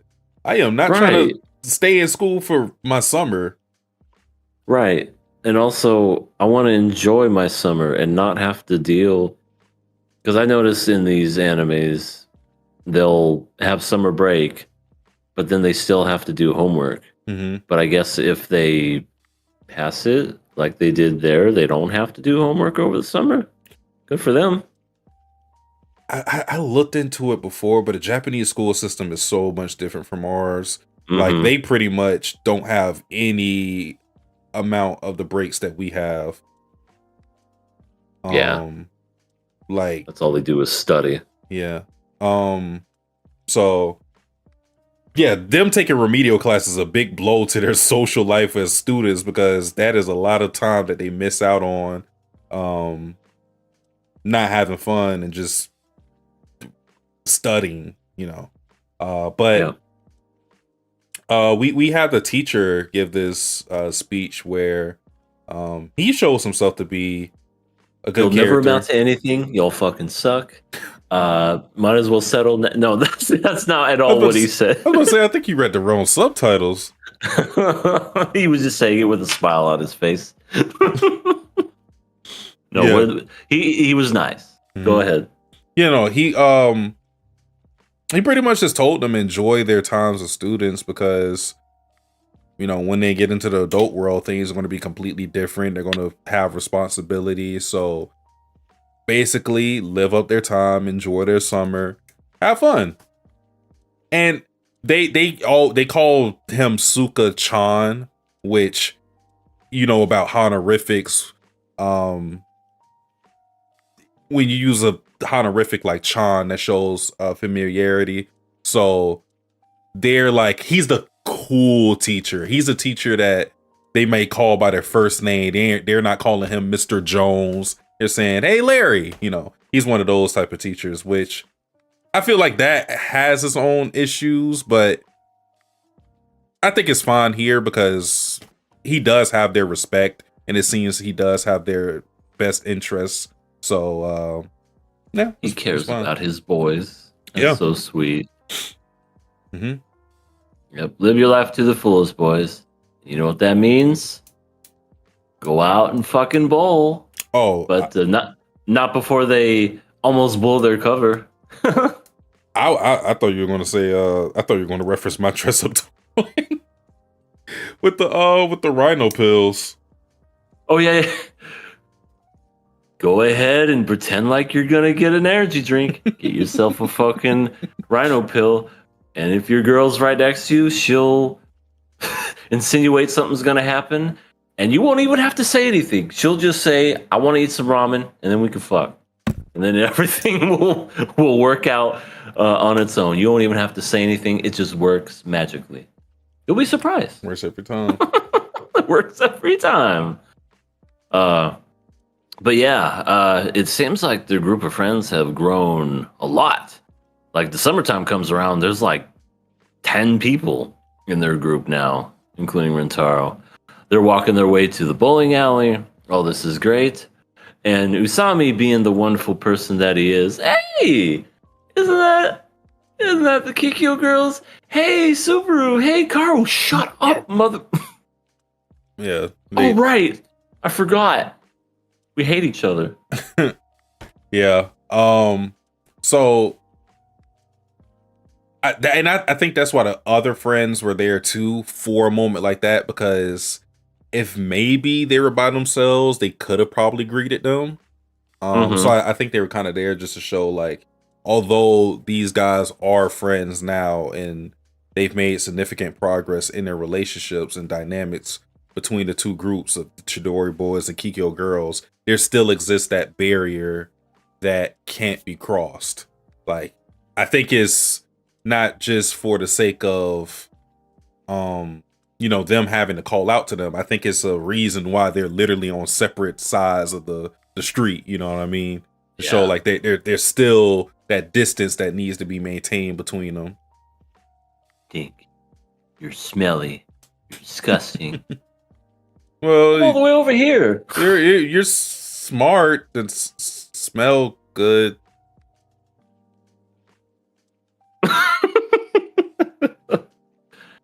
Yeah, so that little interaction happens. But then, of course, Usami still can't keep his trap shut. He just plain old asks Rentaro, so, are you and Carl dating or something? Super casual about it. Yeah. And then he does what every anime character does. Well, no, that happens later. He just falls and like coughs and goes has a fucking seizure. Convulses, has a seizure, and goes, what? You want to know if I'm dating Kaoru? And it's like, yeah, it's kind of obvious. I mean, look at you. You look at how you're reacting as we ask a simple question like that. Yeah, and you know, all the friends reveal that they kind of know, because like, why? How wouldn't they know? You know what I mean? It's kind of obvious. They make it obvious. Yeah. He's leaning over, asking about the chicken wings, you know, and you know, Rentaro's just sweating all over himself. Yeah. So, yeah, and this basically gets Rentaro to ask the philosophical question: what is dating? What does it mean to date someone? What is a lady, and what is life with a lady? Yeah, so he's pondering over that, and he's like, "Look, just because you like someone doesn't mean you need to be in a relationship with them." And then he's like, "I just want to see Kaoru happy," and I'm like, "Nah." Because if Kaoru showed up with another, he's already shown himself that he kind of doesn't want to share Kaoru. Because if she showed up with another guy, he's getting mad, or he's getting jealous, I should say. So I think, he's made the progress to where he understands how much he cares for her. Now I think needs to be another hurdle he needs to go over, which is that he wants to be the one to make her happy, not just he wants to see her happy. You know what I mean? Because he's still thinking very selfless, and like love is selfless in a sense, but it's also selfish in a way of like you wanna provide for that person, you want to make them happy, and things of that nature. So I think he needs to adopt that side of the love for Kaoru, where he's like, no, I want to be the one to do this and do that with her or for her. Yeah, for sure. Good old this all was taking place at the bowling alley too, and starting to notice a trend. When Rentaro sucks at physical activities, people notice, and also his mind's on something, and people try to exploit it. Oh, we're gonna get some free tacos, or whatever. And Yorita of all people, the mild-mannered, wonderful person, but don't cross him or he'll kill you. He's not just like that when it comes to fighting. He's also very competitive. Yeah, he's a psychopath. Yeah, kinda. He's not just good with his fists as far as like punching people to death, but he's also apparently a really good bowler. He just, all right, Rentaro, let's wipe the floor with these people. We don't know what the score is, but I'm pretty sure they got blown out. Just turned into fucking Tom Brady or something. Like outside of the sports, he's just like, hey man, I just like playing football. Then when he's actually, when you get him mic'd up in the game, fuck yeah, touchdown! Ah! I could see him being like that. Just absolutely, just the complete total opposite. Mild-mannered, you wouldn't expect it. Then you just flip that switch. Yeah, I'm ready to fight. I'm ready to be competitive. I'm ready to win. Mm-hmm. Which good for him. And they won, and they got their free lunch or whatever they're gonna get or got. Yeah. I don't know if they got it right then and there, or if it's a future. Maybe in the future. Yeah. The Rentaro and Yorita have a conversation, and Yorita's because Rentaro tries to ask Yorita for advice. He's like, I don't have a girlfriend. Neither does any of those guys there, so you're not getting any help there. And if you do ask for help, they're going to interrogate you, which, yeah.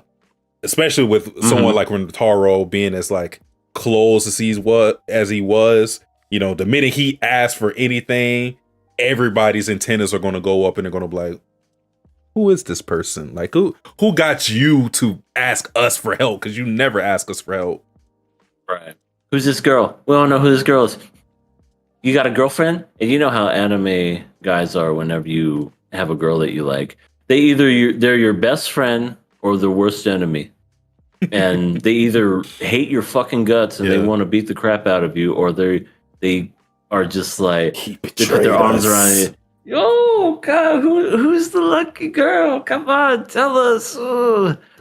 Yeah, but I've seen so many of those where they're just so jealous to the point where they're just like, gonna kill this man. Yeah, go die in a hole. You betrayed the guild. Betrayed? I didn't do shit. And it's always that too. It's they don't do anything. They just exist, and yet they betrayed him. Yeah. I mean, it's basically like Kinto. That's how he was looking at Okaru. where he's like, you're supposed to be a fucking nerd and not have anybody that likes you.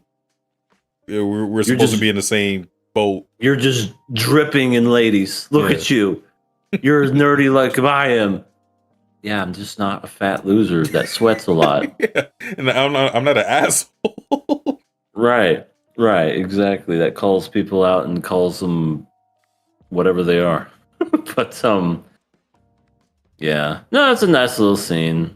Just again, it just showcases how great Rintaro's friends are. Yeah, all of them are just fantastic people. Each one of them has I really like this friend group. They're all unique and they all have their traits to them, and they're not just a one-trick pony. They're well-defined friends with just unique qualities about them, and I like that. I'm sorry. I just saw something in Discord. Oh no. So Subaru, we might have to start calling her Subaru Paul, like as in Chris Paul, because she threw she went back to LA Clippers days with the lob of the century to Rintaro Griffin, where she says, hey, Griffin. you know Kaoru's birthday is the 22nd this month. Just letting you know. This month? The 22nd? Mm-hmm. And then he's looking at it going, what do you mean? No, I'm just saying that as a joke because, guys are supposed to be stupid in anime. Oh. What do you mean? Birthday? Birthday? Why does she want to tell me it's her birthday? Like I care. Everybody's having these birthdays this year. What's going on? Yeah. What makes her so special? What about my fucking birthday? No. But I love that scene too, just because I'm sure everybody in the world has done this while they were laying in bed and their phone just hits them in the face. That embarrassingly happens to me a lot because I usually am on my phone very sleepy.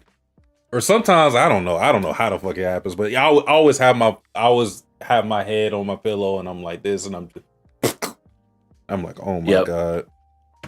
Yep. It's the worst because you're by yourself, and if you're just like, if somebody saw me do that just now, I'd never hear the end of it. And then when you're in a relationship, it's even better. Did you just hit your face? Mm-hmm. You okay? Mm-hmm. But yeah, so Subaru or Rintaro now knows Kaoru's birthday. He's definitely going to try to do something for her. Which I mean, given that he already has Subaru's contact info, he'll probably just ask Subaru, what does she like? What does she like? That type of stuff. So it's going to be some kind of cake, but even then, he'd probably be like, I don't know if I want to give her a cake. She can get it for free over here. Well, the cake thing is definitely a good idea, but I want it to be something more like personalized for her because, we know she enjoys cake and all that stuff, and his family runs a bakery. So I would like it if maybe the cake comes from his mom, and then he does something for her. That's what I'm hoping. Yeah, and I feel like given the amount of episodes we have left, because what did I say it was before? 12? No, it's 13. So we got two more. This is 11. No, wait. This is 10. Oh, I'm so off. I'm sorry. So 11, 12. Okay, 3 more. I guess what I was getting at is I'm hoping that either this next episode or somewhere towards the end, we get that famous confession. We get that famous, I like you, go out with me. That makes these romances oh so good. So I'm curious to see if I guess we'll have to see, because I don't know if this series is based off a manga, right? Yes. And it's still going? From what I know, yes, it is still going. Now, if we got a confession and then they started dating by the last episode or even close to it, I would be interested in that even more, just because we could possibly get another season where we actually, oh my God, get the infamous dating arc. You know what I mean? Two people are actually in love and getting to know their faults. Infamous. I think the word you were looking for was elusive. That shit never happens. Okay, that's a better word. I just meant infamous just because speaking it into existence is like death, you know? Because, you know, oh my God, they're going out. Let's kill the series right away. Oh, true. Yeah. You know what I mean? Yeah. So if we get it to where they are dating and then we possibly get another season, I'd be happy to see that. Like, I really would. Because I've only ever asked for that to be in series more, where they actually date and not just have that fairy tale ending. Let me see where. Did I actually Don't guess? be spoiled. No. Did I actually guess what chapter it was on? I literally just picked a random chapter and it was this episode. Holy shit. Yeah, it's chapter 25. I literally just clicked one. Oh, chapter 25. Yeah. And how many chapters are there? You know? 163. So they could totally milk this series if they wanted to. Unless this is going to be one of those series where they only make one season and then they make you want to read the manga, which I don't like that either. But yeah, you know, given how many chapters it is, I don't know how far we'll get with the anime as in terms of like where the relationship is going to end up at. Because with that amount of chapters, you know, most people's thought is that no way a confession is going to happen. No, you know, no. But a man can dream. That's why I was like curious to see, because we already know that Kaoru likes Rintaro. She admitted it in like episode 8 or whatever it was. Mm-hmm. Now, and we know that Rintaro likes her back. Now it's just a matter of just saying it. Yeah. Do it. So, yeah, I'm curious to see what happens with the next episode. We're obviously going to have some birthday stuff. We're going to have some sentimental stuff. We're going to have some people falling down and talking about how they want ramen later. You know, the Maureen, I don't think I'm ready. Let me eat something first. Let me just eat something first, and then we can do it. That was so good. Well, good night. Did you forget what? Nope, good night. He didn't even touch me. What the? Oh, so yeah, this episode covered like 3 chapters or so. Yes, because it all ends on chapter 27. All right. Okay. But all right. That is it for Kaoru Hana. I think another good episode. Interested in where the series is going to be. By the time we end, we got 3 more episodes left, so they could do some interesting things. We'll see though. Yep. Next show to talk about is none other than the second most horrific show that we're watching. The Summer Hikaru Died. Episode 9. This is a pass or kill episode. We didn't get to see them next week because they were delayed. Mm-hmm. Somebody was asleep that week. Yeah, but they forgot to upload it. Yeah, they were on a schedule and they were like, "Oh, don't worry, I'll upload it tomorrow." They fall asleep. Like Maureen. Shit, I overslept. Had the noodles. Had the noodles. Oh, I overslept. Shit, I forgot to upload it. But Yeah. So now we get it. This this was definitely a lot different than what I thought it would be, because the way that the episode ended, harken back to it. It's been a couple weeks, but basically a crazy, weird entity was following them. Hikaru didn't have the power to stop it because he's not as powerful anymore. Ray, or Rai, whatever her name is, the mother, Rie, thank you. The mother kind of like saves them, and then she just basically was like kind of not mad about the whole situation, which I thought was kind of weird. I thought she would have been furious, but it's almost like she did oh, boys will be boys, teenagers, you know how they don't listen. Yeah. Kind of thing. That shocked me too, because I thought this was going to be a big thing that Yoshiki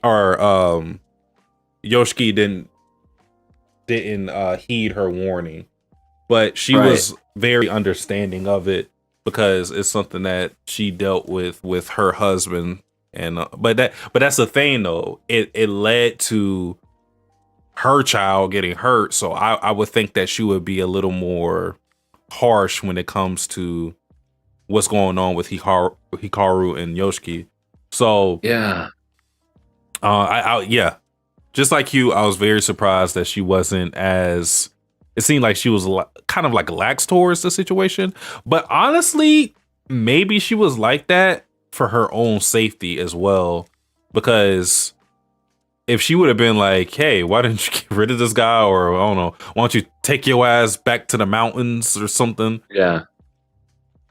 I mean, yeah, she could have potentially have been attacked by Hikaru, especially with how demented he is.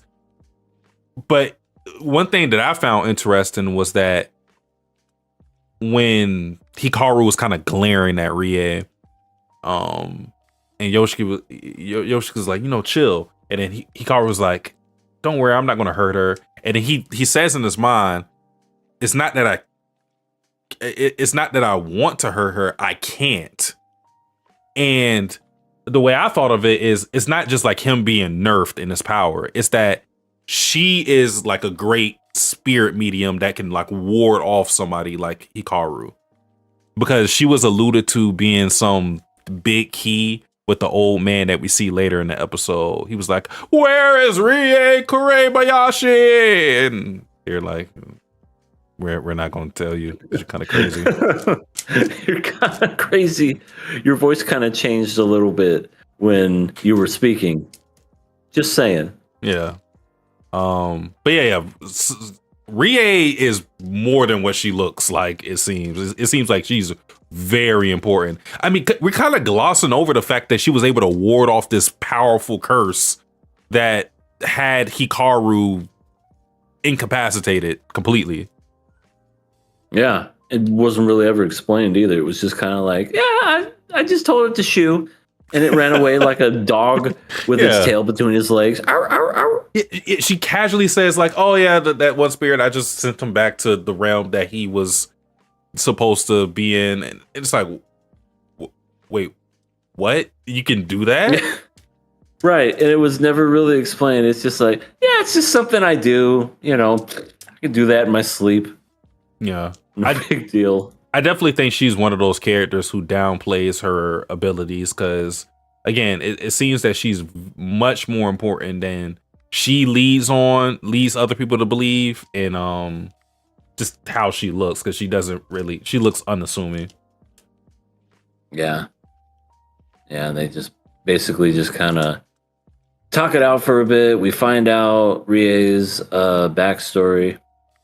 And even that was kind of weird and nonchalant, where, because I remember she was saying like it was her husband a long time ago. Yeah. Oh, there's my husband, giant one-eyed freak in the dark. Just keep him around a little bit. It won't be a big deal. Literally 2 seconds later, her son gets... Does he get killed or just hurt? They never really say. I think he just got hurt though. Okay, because that happened. She's like, "Oh my god!" And then the husband ghost spirit cries and looks sad and shuts the door. Like, I'm sorry. I'm sorry. I just want to play Pokemon. Yeah. They said that. They're about to get super Pokemon right now. Oh my god, no. No. Nintendo is suing their ass. This is why they were delayed. They actually said Pokemon, but then they changed the mon to men. Pokemon. It didn't pass the censors. Nintendo was like, they came over like a bunch of mobsters. What the fuck is this? You're using our word Pokemon? And not even, you're gonna get it. On the day of my daughter's wedding, you use our patent. You don't even refer to me as Godfather. You just use Pokemon and not even ask to use it. I'm sorry, Godfather. Kiss the ring. They didn't even use, they use Pokemon for that. And later in the fucking episode, they used Mario and not Mario. Nintendo was on their ass this episode. Oh yeah, for sure. That's why, that's why it was delayed. Guaranteed it. We do patents and we break fucking balls. Yeah. So. Oh shit. Hikaru and Yoshiki and Rie decide they're going to use the power of friendship or some shit to. I don't even know what their goal is necessarily, but they're just like, we're going to figure this shit out together. Put it all in the air. Oi. Yeah. But I don't think it's going to work out that great. I think I don't think so either. Just a small. Yeah. Yeah. I think Rie is really just trying to reassure Yoshiki because then she has the private talk with Hikaru and then she's like, yo, if you keep going the way you're going, he's not going to be able to stay in the human realm. You're going to basically drag him down with you. So, it's like, it's kind of like, what are you going to do? Right. Which you see that dark mark on his arm? He's already almost gone. Yeah. And then that makes Hikaru think about returning back to the mountains, thinking that he can stop what do they call them? Impurities. He can stop the impurities from because basically they've already said we have our living world and we have the spirit world basically, and there's overlap or there's instances where there's crossover between the spirits coming into the living world and I guess also the people of the living realm going to the spirit world. So with Hikaru's presence being like this god or something, he's attracting all these impurities and they're basically breaking down the barriers between the living and the spirit world. So that's why we're seeing all these weird curses and all this. That's why we had the fucking naked man that killed himself in that one episode. Yeah, that was certainly something. That takes me back. Yeah. Sasuke. Yoshiki doesn't think fake Hikaru is sexy. Yeah, because there was a scene where Hikaru just asks, "Hey, do you like me or do you like Hikaru?" Yeah. And then he does he gives the non-answer thing, which is an answer in of itself. He's basically kind of like, yeah, but when I look at your body, I don't really feel anything. Yeah. I mean, that's why he probably reacted the way he did when he was first inside Hikaru filling the raw chicken. Yeah. It was probably all that wave of emotions like, oh my god, this is a guy I used to like when he was alive. Oh my god. But now that he's, I'm guessing months have gone by or whatever the time frame is. Yeah. He's gotten to know this new Hikaru and is just like, you're just an AI model. You're not the real thing. Yeah. I guess in that sense, it is good that he isn't deluding himself that these two are the same. But I think it comes with its own problems because in him accepting Hikaru as the entity of Nanuki, he made it a goal that he wants to basically make sure that Hikaru is able to live comfortably to where he's not blending in with humanity, but rather just being able to be who he actually is, or what he actually is, which I don't know if that's necessarily a good thing because it doesn't seem like this Nanuki character is a very good guy. His base instincts are to kill anybody that's a threat to him, which I mean, I guess you could say that's a human instinct as well, but sure. I don't know. But this guy, when you have the means to do it as easily as this guy, you probably should try to keep that under wraps. For sure. Yeah, poor old Yoshiki. He's gonna do everything in his power to be with this person or monster entity thing, and I think ultimately at the end of the day, it's gonna cost him his life if he's not too careful, because he's already gonna be at the point where he's never gonna return to the human realm. I mean, that's just a given fact, and I honestly feel like it's gonna end with him either dying or maybe, I wouldn't say his whole body's gonna go out of the human realm, but maybe part of it, and he's just like half human, or maybe he's just like a human shell. And he's not even like his regular self anymore because he got too attached to Hikaru and everything. But gonna be crazy to see how that ends and transpires. But yeah, definitely very interesting because, like I said, I didn't think we were going to get to this point where Rie's just like, I mean, yeah, she gives the warning and all this other stuff, but she's just really cool about it. It's like, same thing happened to my husband. It's okay. Yeah. I understand how these things happen. Teenagers, they never listen to adults. No. We got celebrity in the chat. Lightning Eagle, what is good? He says, Lurk, I made it. How you doing? He is a celebrity too. Yes. So like we got a bit of, or a lot of lore when it came to old man Takeda, because they go to see him, Hikaru, Yoshiki, and they're like they're knocking on the door, and I don't know if it was his daughter, granddaughter, I don't know. But she answers the door. Or whatever. Yeah, and she's like, "What business do you have with him? Because he just stays in this room all day, doesn't go out, doesn't do shit." And then he's a neat. Yeah, pretty much. And then Yoshiki is doing a horrible job of lying. He's like, "We got some questions we want to ask for a school paper," and then she's like, "What are the questions?" And he's like, and then what color's my underwear?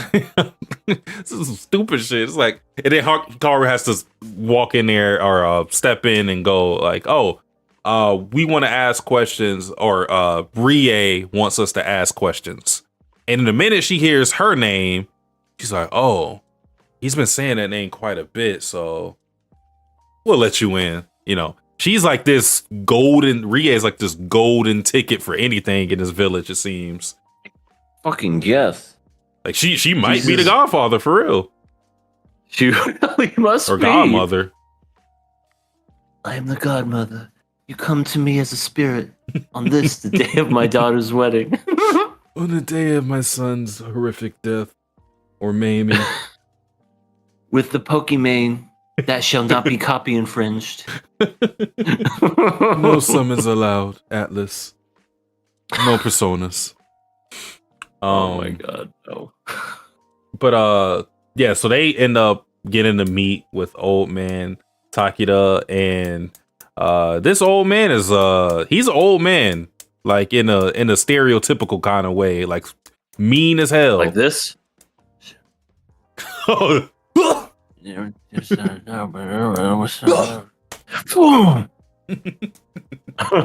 that? Like that old? Yeah. He's a meanie. He's a meanie bobini. He's a meanie bobini, and when he talks, his voice kind of slowly changes. When he talks, you just don't really notice the subtle changes. You're like, "Sir, are you okay?" Sorry, I just had something in my throat. Yeah. My bad.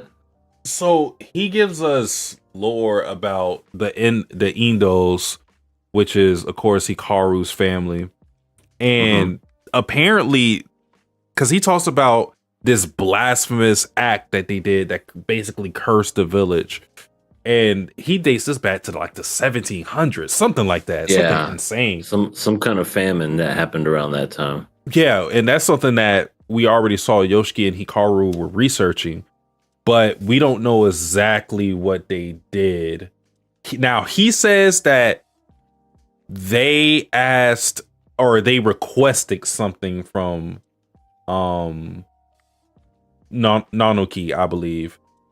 What that request might be, I feel the request was because we saw a little bit of Hikaru's backstory when he was talking to his dad, where he was like, "Oh, you could be friends with Nanuki," or something like that.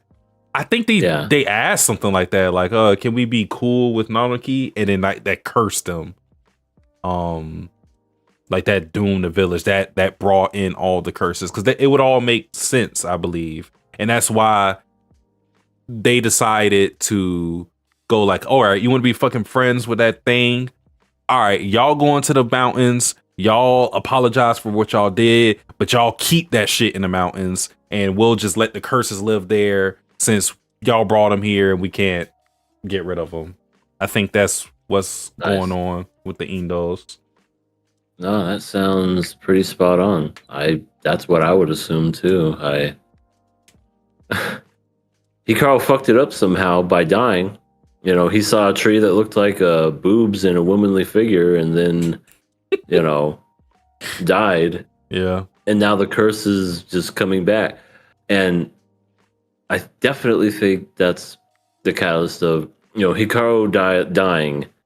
That spirit gets absorbed into him, thus taking over his body. And then all those other entities are walking. And yeah, that's kind of like where everything is at right now. So that makes total sense. Mm-hmm. And then we see old man Takeda just transform into a fucking monster at 3:00, which I mean, you know about like the whole 3:00 thing, but it's really I feel like it's not 3 p.m. Right? Isn't that the witching hour? 3:00? Yeah. That's when the demons come out and everything. But I'm like, yeah, I don't know if it come out at 3 p.m. I feel like that's a little early. I feel like you're a little like 12 hours early. No. This is daylight savings. We like to come out during the day. The early bird the early demon gets the soul. Yeah. Yeah. But yeah, he does transform into a sword monster. He's about to kill him, and who do we have? Tanaka comes in and saves the day. He did make a early appearance in this episode. I really can't even explain it. Like, he was there, and then that weird headless monster like went through his body. Yeah. And then he had like the fragments of memories of Hikaru and Yoshiki. I don't know what was going on either. I can't explain that at all. I don't know. Yeah, that was a weird scene. I was just like, okay, that was a thing that happened. Mm-hmm. But then this one, he saves the kids from getting attacked, but just because he's curious and because he kind of has like, that's what it was. The monster went through him, and then he has like the vision and sees the kids. So because of that, he sees them and goes, I need to see something. Good thing this was a monster, or else he'd be a fucking murderer. He cuts off Hikaru's head by the neck, and no blood comes out. And it looks like Hikaru or the monster, is still alive because he's just like, as his head's floating, huh? Yeah. What's happening? And then we see like the fucking like goop coming from the neck wound, so he's about to reform. He's not dead. No. Oh no, absolutely not. But this is gonna lead into something else. That's for damn sure. Because we got Tanaka fighting the monster. We got Hikaru and Yoshiki doing their thing. I don't know. Like, shit's about to go down for sure.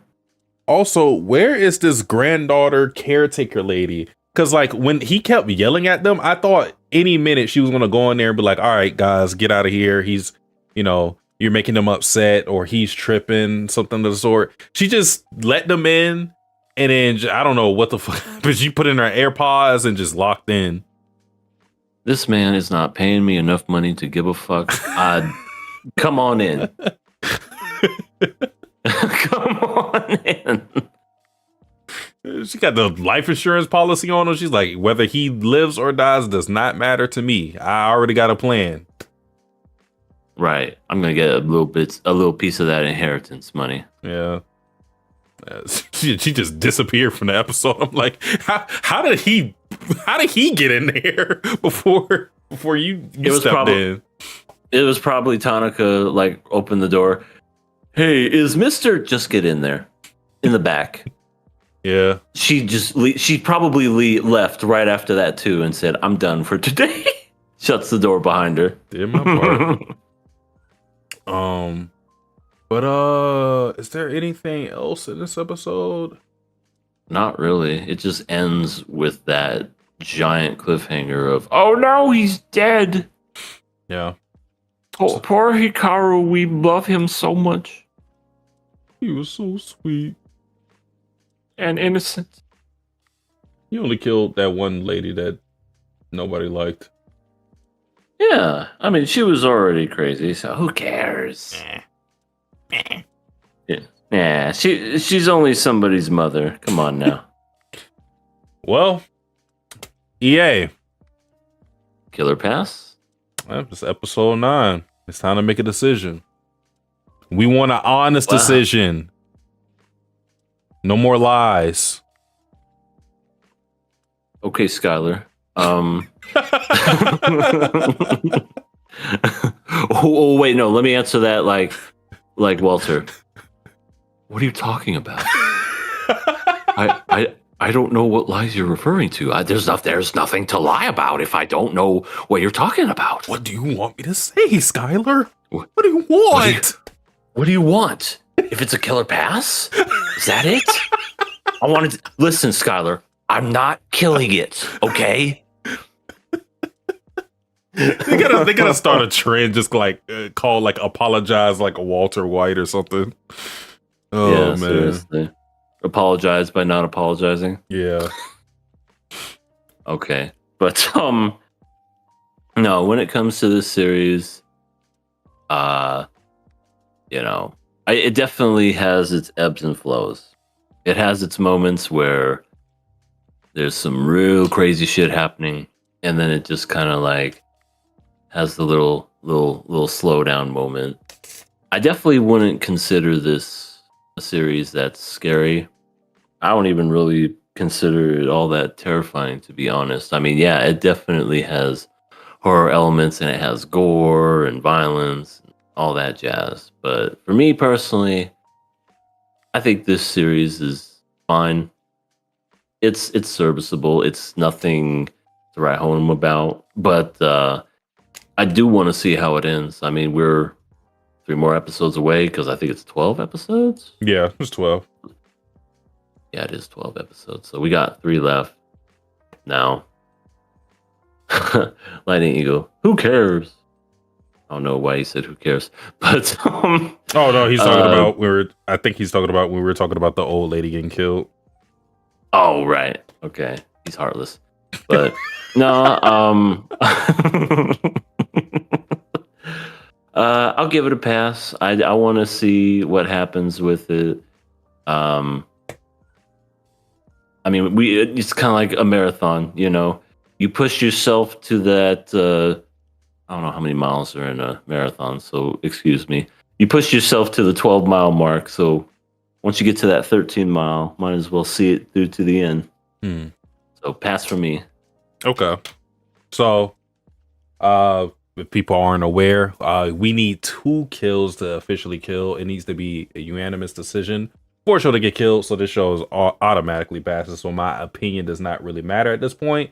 But for the sake of, I don't know, giving my opinion for the sake of it, I am passing this show. I do think we need more answers at this point. There's a lot, and I mean a lot of questions being thrown around. There's a lot of bits and lore that we're getting. I do like how this episode ended because now we get Tanaka actually confronting the issue because he's been the lingering, I guess, antagonist to the story. If we're having Hikaru be our protagonist, Hikaru and Yoshiki be our protagonist. So like him coming in when he did and how he did intrigues you. And I mean, it kind of like completely alters the story now because, you know, it's not really this cat and mouse thing anymore because now officially he knows what Hikaru is. You know, there's no speculation anymore. Unless there's some memory wipe thing that happens. I mean, he has him dead to rights, so it's a question of what happens now. We don't know, obviously, but it is an interesting question to ask. So, with that being said, although, again, I do want more answers, I do like the place that the series is at currently. And we got 3 episodes left, so it'll be interesting to see where it all ends. I don't know how long this series is in totality. I'm pretty sure the series, I'm like 91% sure that the series is already finished. Okay. Let me see. Double check. Good even number, 91. Oh, well, shit. It's still ongoing. Oh no. Well, I guess we'll find out next time on Summer Hikaru Died. I wonder how many chapters it has then. It's been running since 2001. Wow, it's that old? Oh, that's 2001? I said 2001. 2021. A little minor difference. Minor difference. Okay, I was about to say 2001. That's a long fucking time. There's only 38 chapters. Oh, it has like these point chapters. Oh no, so it's it's short. I don't know if it's probably like gonna have an anime original ending. Well, I mean, it's still ongoing. So let me see. Let me go to a random chapter. Let me see if I can go for gold. You're gonna be spoiled. Chapter 9. Watch it be that part right now. Okay, I'm way behind. Chapter 13. No, I'm still behind. Jesus. damn. Chapter 16. 20. Do 20. Okay. Okay, this is the episode where he almost killed girl. Tomboy. Uh-huh.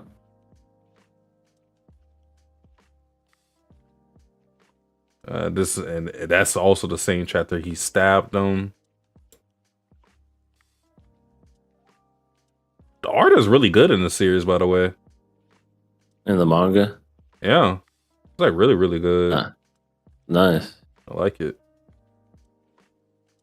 Wait, why is there a kid with cornrows? What the huh? I'm screenshotting this. Oh my god. What the fuck is going on? And they're all laughing at him. Oh no. It's a racist manga. What's going on? Now I have to see the screenshot. Uh, You're different than us. that's what it feels like. I mean, this is a small village, right? Oh my god. They're pointing and laughing at him. Oh, I think that's like an imagination. Oh, it's like a bonus ending. So I think like they're imagining how, because I'm pretty sure that's Yoshiki. I think they're imagining how he would look with. They call it braids, but they're cornrows. Yeah. I don't know. I have no clue. Okay, well. What is it? Anyway, I think that is all we had. Be sure to put up the past screen.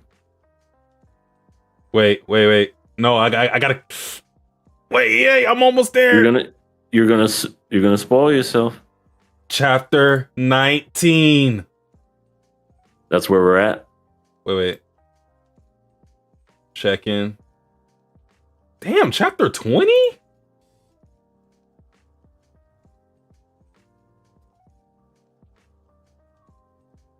Okay, this is where we're at, ladies and gentlemen. Just trying to find out where we're at. Okay, it's chapter 21. Yeah, it's chapter 21. And you said there was 38. Yeah, that's so weird. How has the series been going on for since 2021? But that is weird. Maybe the release schedule wasn't as frequent. Yeah, it has to be something like that. But it can't even be like monthly. It has to be like bi-monthly or tri-monthly. It has to be something. It has to be something very weird. Yeah. Yeah, it's only 7 volumes out right now. That's 7 volumes? What else? Yeah. Yeah, all right. Pass screen. Here we go.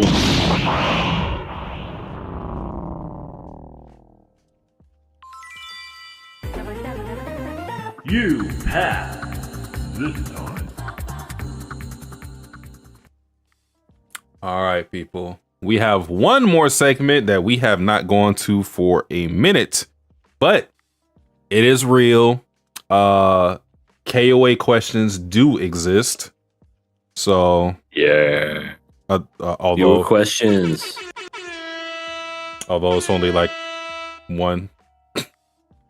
Yeah, we came back just for one. I'm viewer question, not shuns. Viewer question. So the question is, how did you guys get into anime / manga, and did you ever fall off of it at some point? A twofer. Mm-hmm. A two in one. Yeah, this is a good question. So I guess I'll answer the first part. How did I get into anime? Just stuff I grew up watching when I was young. I was into cartoons a lot when I was young. I definitely remember watching a few that looked different than regular cartoons, but I knew that they were different. I just couldn't explain what they were at the time, and later I found out it was anime. And I don't know. I liked how different anime was, because when it comes to American cartoons, everything's resolved in one episode. Anime, it all happens in multiple episodes over a period of time. And that to me was just the intriguing part of anime was, you mean not everything's all resolved in one episode? It goes on? You have to keep watching? Mm. I think that part always intrigued me the most about anime, was the fact that if you really wanted to know what was going on, it wasn't episodic like American cartoons, where you could just watch any old show and you could just pick it up right there. But in anime, you really have to be watching. So, especially back in the day, watching Inuyasha or Cowboy Bebop or any of those shows, and you show up later, you're like, I don't know what the fuck's happening, but I'm watching it. And then when it starts over, it's almost like you connect the loop and you're like, oh yeah, this is when I started watching it. Mm-hmm. So, long story short, I just enjoyed the art style. I liked the mature themes. I enjoyed just how different it was from American cartoons. And to also answer the second part, I did fall out of it at one point. Really into it as a teenager. Became a father. Didn't really have time to really watch anime when I became a father. Then I want to say in 2010, I picked it up again. And then I dropped it again when I started working. And then, believe it or not, got back into it when I got a part of the King of Anime podcast because it was like a mandatory thing where I had to watch anime. And it had been a minute since, I shouldn't say been a minute. It was probably a couple years at that point when I was still watching it, but I wasn't watching as much as I did before. But now I'm back to kind of like where I was when I was a teen, where I'm just like really into it again. And yeah, so I had my moments where I fell off of it, and yeah, I'm still enjoying it as much as I have. So I'll say for me, I don't think there was, for me, like how I got into anime and manga is pretty boring, but I never really had a distinction between anime and cartoons because all of that stuff was going on Toonami. You know what I mean? So like I'm watching Cartoon Network, so I'm watching my cartoons there, and then Toonami comes on, and then I'm watching Dragon Ball Z or Naruto or something like that. So for me, like that was just another cartoon. I guess I wasn't really conscious of things like that being an anime until I was maybe like a teenager or so. And then I started to get into more stuff. Like I started to get into like Fairy Tail. I was already watching Death Note at that point because Death Note used to come on. It wasn't on Cartoon Network or Toonami, but it was on Adult Swim. It was on demand. Oh, It was on demand for our cable network. At the time it was called Bright House. So like okay. it had like this whole segment of anime. Well, I think they labeled it as just cartoons as well, for what I remember. But yeah, I was watching it. I was watching that. Because you got to think, I'm watching all this stuff in dub, so I'm not even thinking about Japanese animation until I get caught up with some stuff, and I'm like, wait, I gotta read subtitles. What the fuck? What is this? What's going on? And I got into manga like really, really late. I got into manga maybe when I was 17, 18, something like that. So I wasn't reading it for a very, very long time. I guess it's been a decade plus now, but yeah. So yeah, that's how I got into anime and manga just by watching cartoons and just staying on Cartoon Network because Toonami would come on. I was still up, antsy, ready to watch stuff. Dragon Ball Z was like everybody's favorite thing when I was a kid. It's still kind of everybody's favorite thing even now, decades later. That's how I got into it. And did I ever fall off? No, because I've always every year I've always watched some anime or read some manga. So, but I've definitely slowed down, especially with manga from this year, even last year. Because there was a point I was on top of things. I was watching a lot of shit. I was reading a lot of shit. Because there were a lot of anime that I was watching outside the podcast, and now I'm kind of just watching whatever we cover. Maybe there'll be one thing that I may watch outside the podcast, but it's not that much. So I've fallen off when it comes to if you compare me to me, but not really just completely getting out of the medium or mediums in general. So yeah, that's how it is for me. Nice. Nice. Yeah. Needless to say, we are both still the anime fans. Yep. And the manga fans and the just the spectrum of just the entertainment of anime as a whole. And man, it's amazing just how much popular it is now. There's a fucking movie coming out tomorrow where it's everybody's gonna be watching it. The new Demon Slayer movie. That's almost something where it was unheard of 20 years ago. I mean, if it was a rarity. You know, every once in a while you'd get your Akiras and Ghost in the Shells that would come over, or even Spirited Away and stuff like that. But it would always it's just so rare. Now it's like a common thing. Yeah, and it's one of those things where it's like a big event now, you know. Like you had your Star Trek, Star Wars fans back in the day, you know, and now you got your, you know, huge anime fans. Like you're seeing people cosplaying, going to the theaters and stuff like that. Like it's become that normalized. Yeah, it's a dream. It's absolutely a dream for me. Just to know that stuff that you grew up and were made fun of a long time ago is now universally accepted. It's great. I love it. This is what Maureen died for.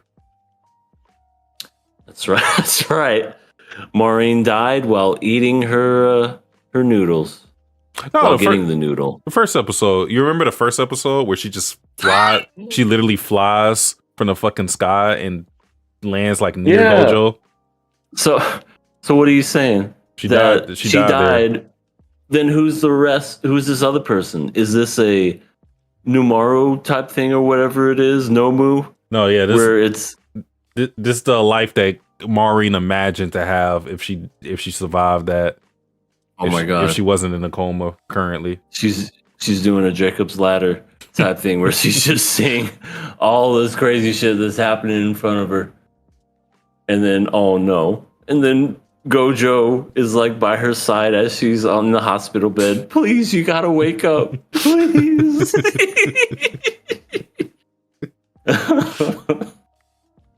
Yeah. Funny. But guys, if you want to ask your own questions are always available in the description. We have the Google document right there. You submit the questions, we will answer it next week. And yeah, that's basically how it rolls. EA has posted a link for our Blue Sky. Follow us on Blue Sky if you want to get live updates. We may delay a podcast. Maybe we go a different day. Maybe we go an hour later, earlier, whatever it may be. Follow us on Blue Sky. You'll get that information quick in the veins, right when it needs to be delivered. We have our Patreon, which is only a single $1. It's $1. And $1 make you holler. Yeah, we recently uploaded. We finally did it. We aren't dead. So yeah, the Patreon is alive and well, or just alive. Maybe not well, but alive. Yeah, it's fucking is on fumes, but it's still there. Yeah, it's $1 for the Patreon. I mean, I don't know what you could buy for $1 at this point at all. We ain't got no dollar menu at McDonald's. Nope. I don't even see bubblegum machines anymore. I know. Everything's just so fucking expensive anymore. So honestly, to get more content from us for $1 and the backlog, that's a steal. Yep, for absolutely. Sure. Yeah, a lot of different things that we covered. The Watamote, we got the Pokemon.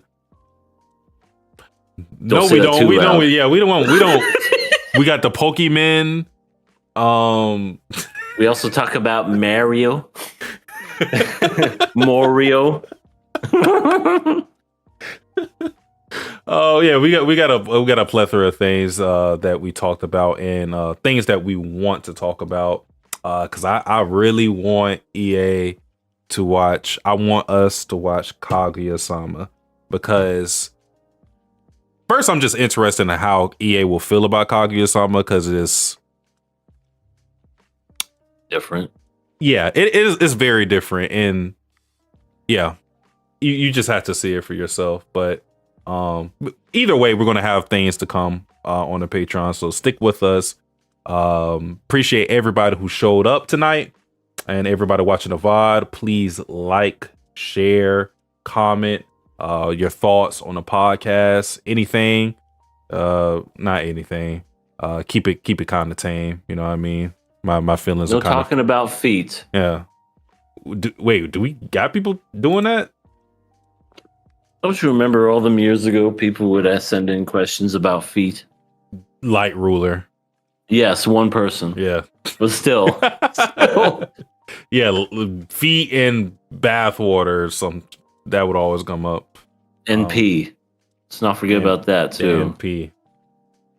I wanted to forget about it. And Taiga. And Aqua. Right. And Yamai. Oh yeah, I forgot Yamai. Jesus Christ. Yeah. You guys have a good night, morning, afternoon, wherever you may be in the world when you're watching this or watching it right now. Peace of love from the KOA family. I'm Sasuke Savage. He's Everything Animated. We are out. Later.